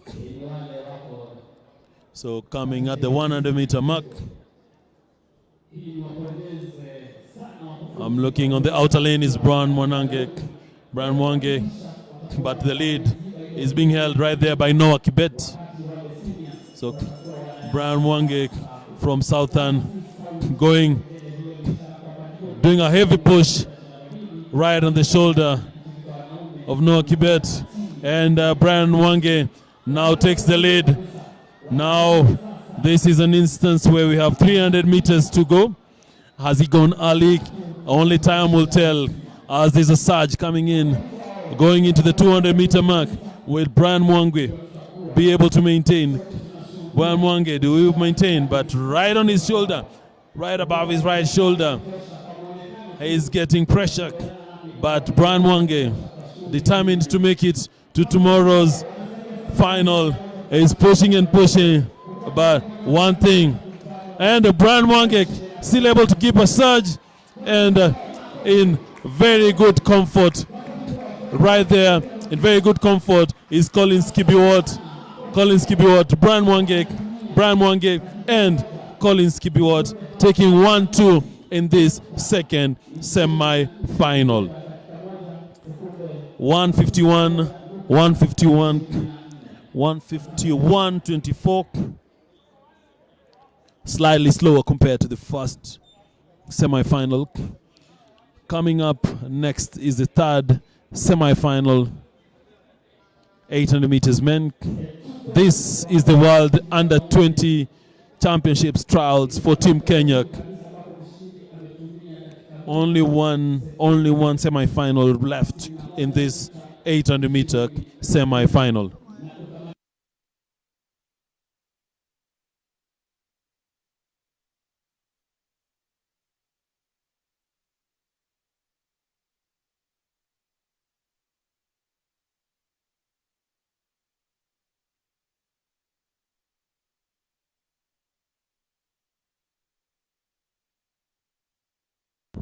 And now here we go into the last semi-final of the 800 meters.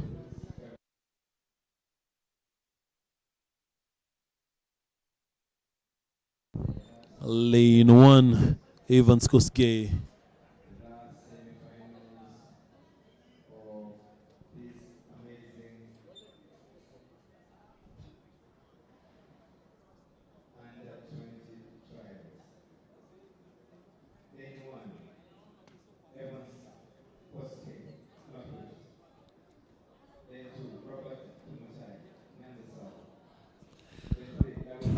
We're looking at the fixture and confirming all the positions. Lane 6, Victor Otieno, Nyanza North.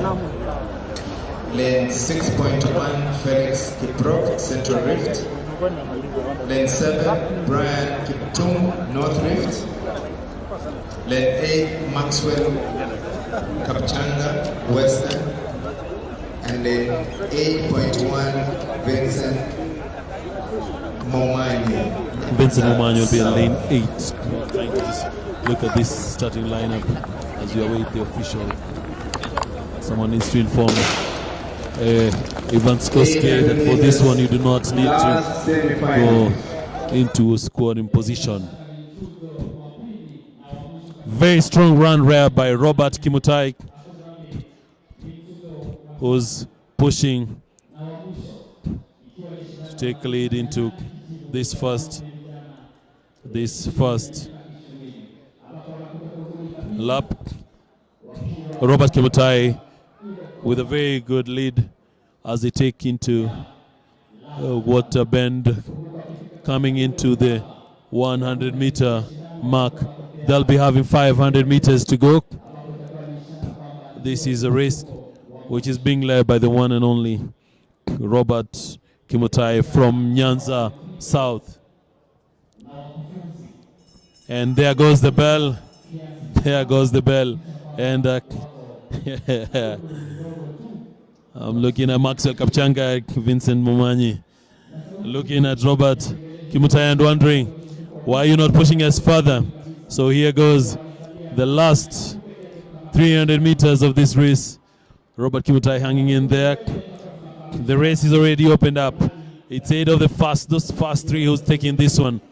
Robert Kimutai there with a stumble, but still able to get his composure. So Brian Kiptum there with Robert Kimutai. A very good push. Don't forget, this is a semi-final, so first to make an automatic 1-2. So Lawi Kiplangat 1:51.79 is the time. 1:51.79. That was the last 800-meter semi-final. That was won in the time of 1:51.79.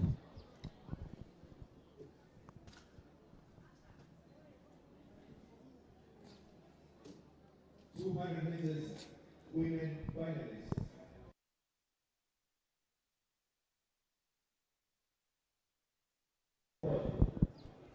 Nyanza North, Sarah Oropi, Nyanza South.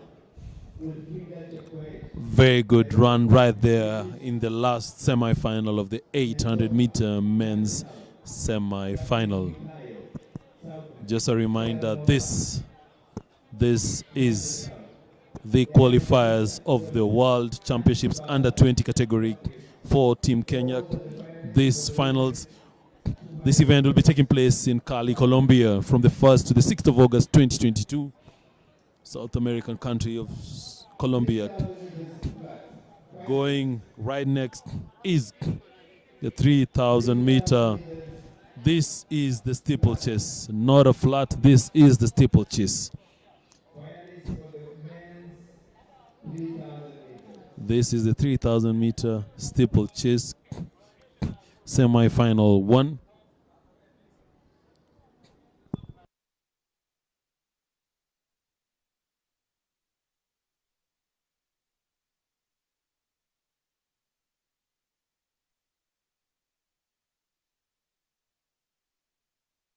$8,000 meters steeplechase just about to start. Letting Bulembele, please give us a signal once you're ready to start the men's 3,000 meters steeplechase. What I'm very good at now is to check on some of the youngest coming into these pictures, considering he's under-20. I'm quite impressed when I'm seeing the 16 and 15-year-olds taking part in this one. So with this semi-final, we have Edward Mutunga, Enoch Kipkorir, Evans Kipkoske Seko, Alan Kiplagat, Edward Serem, Aaron Kibet, Emmanuel Ofula, Ruben Ngirion, Samson Kipyegon. These are the starters for this 3,000 meter steeplechase semi-final 1. And here we go. Of the men's 3,000 meters semi-finals number 1, started by none other than former world champion Isabella from National Police Service. Picking up from the stadium announcer that the race was started off by Isabella Otiti, former world champion. 7.5 laps of the track. So here we go, 7 laps to go, and right there they get their Kenya first has hurdle. dominated over the years. Kenya was only beaten for the first time in the steeplechase in Tokyo 2020.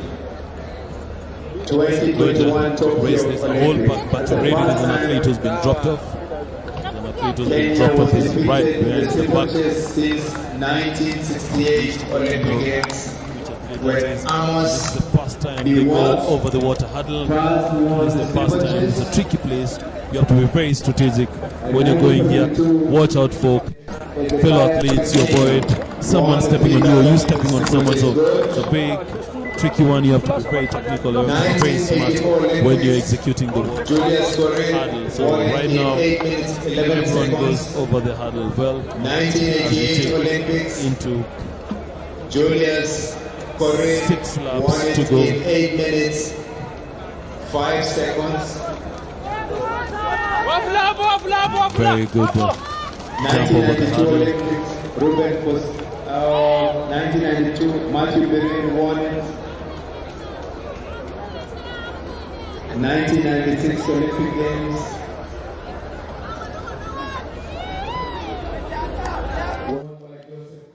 Six laps to go. With 6 laps to go, or what you can say, more like 5.5 laps to go. This is the men's 3,000 meter steeplechase semi-final 1. We've dominated this field in the World Juniors, where we do not take any quote-unquote prisoners. We get there and we push. We get there and we push. This is one race which has produced some of the greatest steeplechase runners, as the one and only Ezekiel Kemboi. He's already a surge with 5 laps to go. It's a very good surge with 5 laps to go.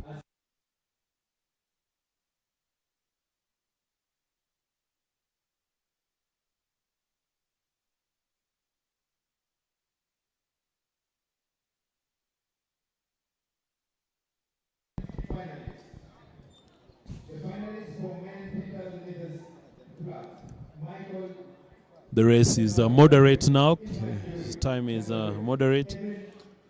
The one at the head is maintaining a very good steady speed. I'm guessing there'll be a surge at 3 or 2 laps to go. But as of now, with 5 laps to go, speed is moderate as they're going through the water jump, the hurdle.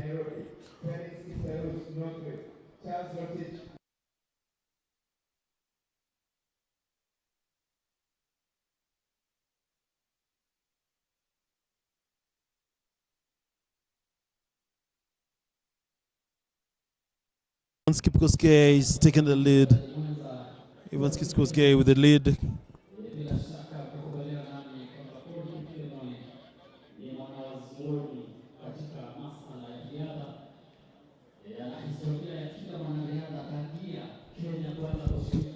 Emmanuel Ofula coming in second.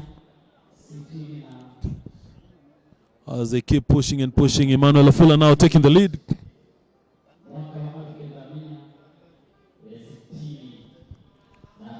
Four laps to go, still 4 laps to go, or what we can say 3.5 laps to go. Is an exchange in the lead between Emmanuel Ofula and Evans Kipkoskei. Water hurdle tactic. I've noticed that Evans, for Ofula, he does not step on the hurdle going over the water point. He goes over it as they come into last hurdle before you get the next distance that you need to pursue. 3 laps to go is what they're being told right now, I'm expecting a surge. I'm expecting a surge in the next few, as this we may not just remain as it is, as the speed has really slowed down. 3 laps to go. Emmanuel Afula with the lead, followed by Ivan Skipkoskei.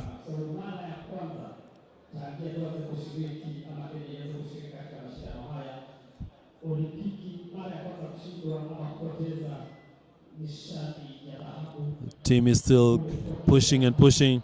The leading pack has 3, and right behind them is 1 athlete, and then like 5 meters later there's another athlete. As they keep pushing and pursuing, here we go over the water hurdle. As I stated, Emmanuel Afula goes over the hurdle, the water jump, without touching, without stepping on the hurdle, as is customary with most of these other athletes. Here we go, as about to hit the 800-meter mark, 800-meter mark.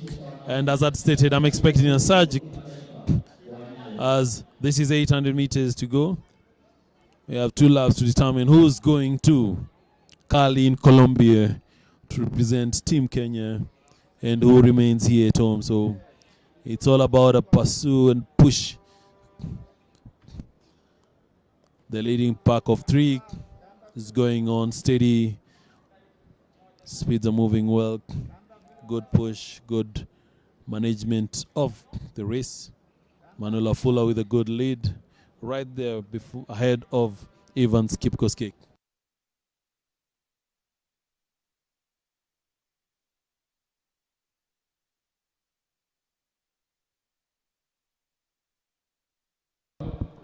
Right over the water hurdle as they come. 100 meters to go before they get notification or before the bell goes, as I indicated. I'm super sure.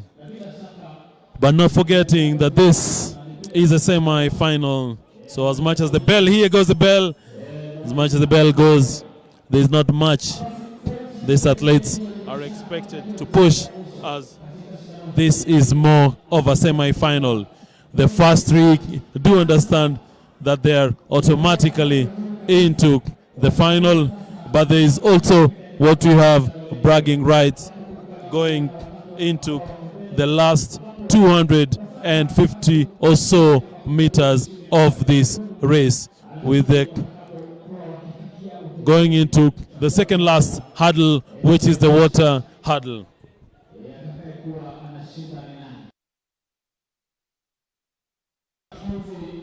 So here goes the last time they go over the water hurdle, and here comes, as we're looking for the bragging rights. And how you jump this hurdle determines whether you go well or you don't. And it's a very good push between the one and only Emmanuel Afula and Ivan Skipkoskei. Good run, 8:41.88.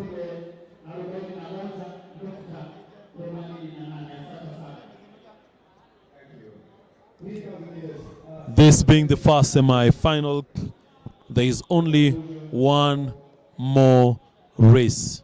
Only one more race. The last will be the second semi-final. The second semi-final will be the last race of this day. Last of this race.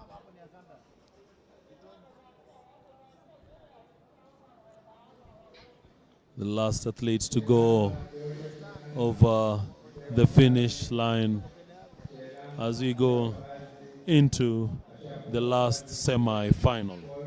First semi-final was finished in a time of 8:41.88. Tell us where you're watching us from across the world. We've been glad to interact with all of you throughout this whole session. It's been a very good day. Not forgetting that this is day 1. We're here again tomorrow for day 2 of this World Under-20 Championships trials at Nyayo Stadium. For those who wish to join us, you know there are no charges for this meet. Just bring yourself, dress warm, and just enjoy watching the juniors. This is the future of Kenya athletics. A nation that loves athletics this much, you need to know who you'll be cheering tomorrow and not only who you're cheering for today. We're going into the last race of the day, which is the 3,000 meter steeplechase semi-final number 2.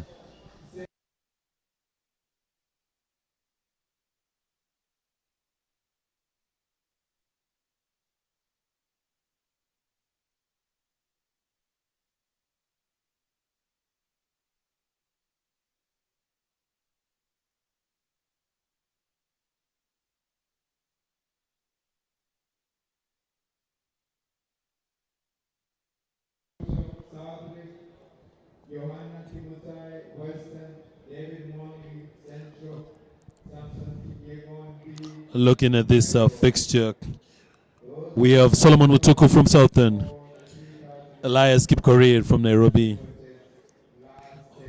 Venances Kirwak from Central Rift, Edwin Kibiwad North Rift, John Ewoy, and here we go. This is the last race of the day, but not forgetting that this is not the last race of these trials, because mostly today we've been having semi-finals and tomorrow is when we have the finals. So starting off the last race, which is a steeplechase trial, looking at who will make it into the final that will be taking place tomorrow. Not forgetting the first two in the finals make it to Team Kenya, to represent Team Kenya at the championships taking place in Cali, Colombia from the 1st to the 6th of August 2022. As they go over the hurdles, everyone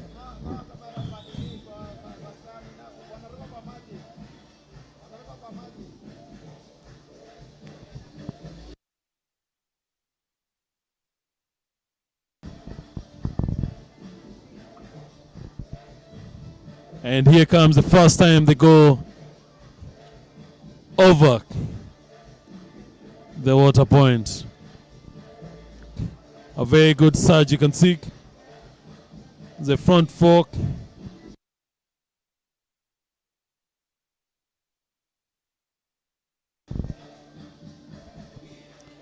Josh Ruto with the lead.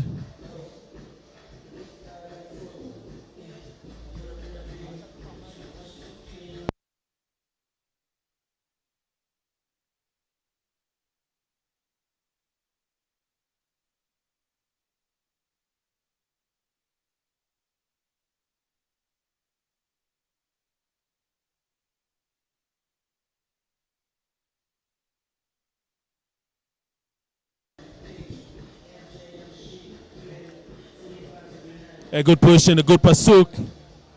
And slaying there as Josh Ruto is determined to keep it pushing and pushing and pushing as they come to the water hurdle for the second time. And over they go. No incidents at the water hurdle.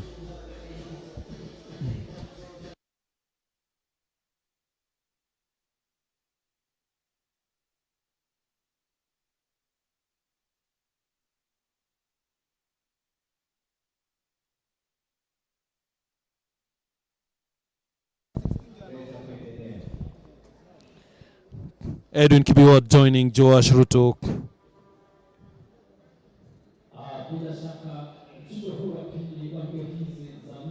In the lead team with 5 laps to go, 5 laps to go.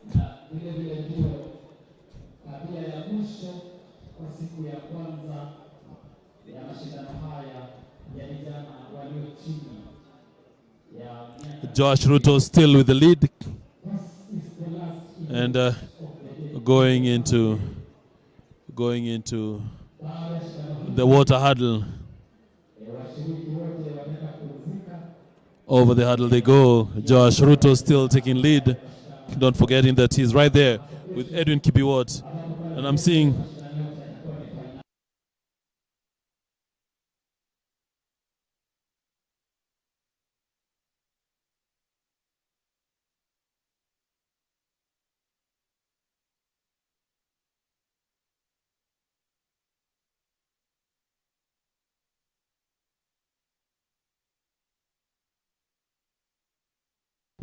and joining the leading pack is Peter Rono with bib number 315.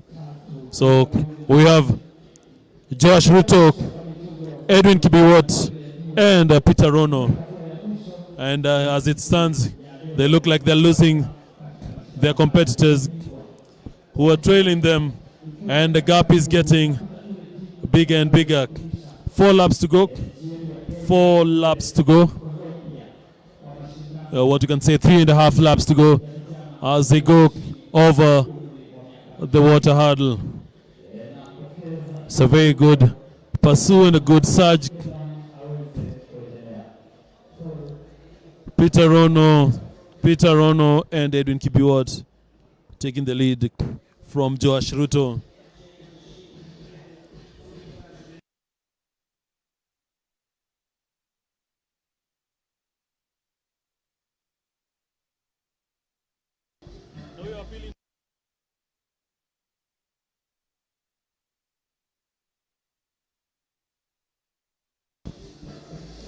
Three laps to go.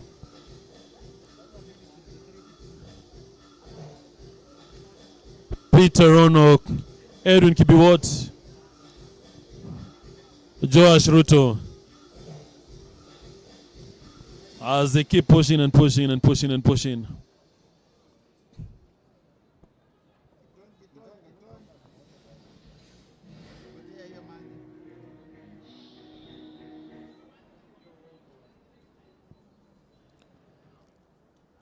Going over the water hurdle. A very good push.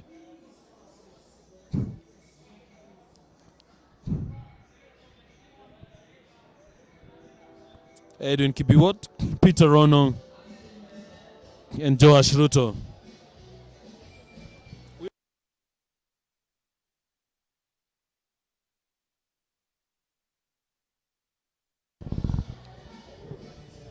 Peter Rono behind Edwin Kibiwot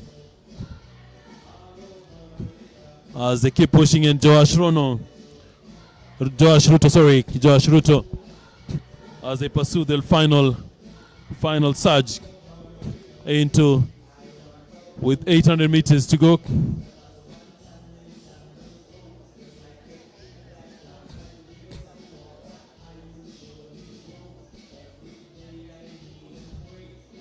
And there's another surge right there at the head, the front, where Edwin Kibiwot and Peter Rono have decided this race. They've taken it away from Josh Ruto, who's now running a distant third and also at risk of losing his third position. This second last time these two are going over that hurdle as they come to the bell. And here we go into the last 400 meters of this race. The two, Edwin Kibiwot and Peter Rono, pushing and pushing. Josh Ruto has ensured that he's maintaining his third position, and he's also done a surge to ensure he's not being pipped to it.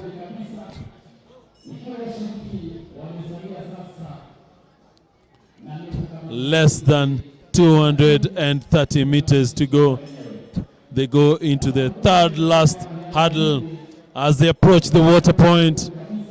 The water hurdle. This is a very good run by the two. They know automatically they've both made it into the finals that will be taking place tomorrow as they come now into the last hurdle.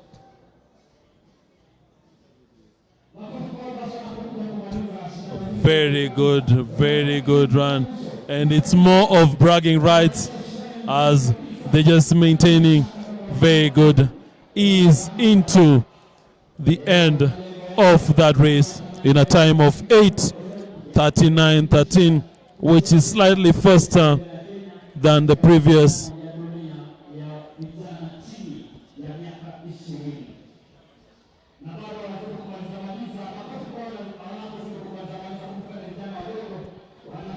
Faster than the previous semi-final, which was at 8:41.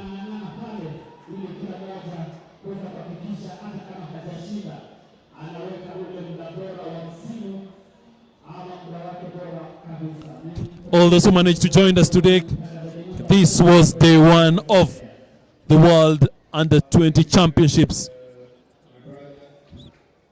trials, as we're looking at the selection of Team Kenya.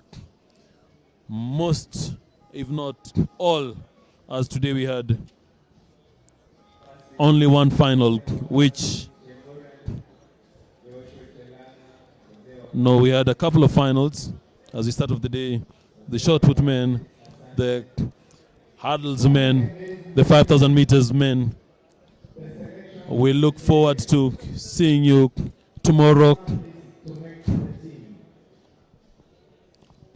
We look forward to seeing you tomorrow for the ending of these qualifiers as we look on how well to get the selection of the best of the Team Kenya at the World Under-20 Championships taking place in Cali, Colombia. Thank you very much for joining us. See you again tomorrow.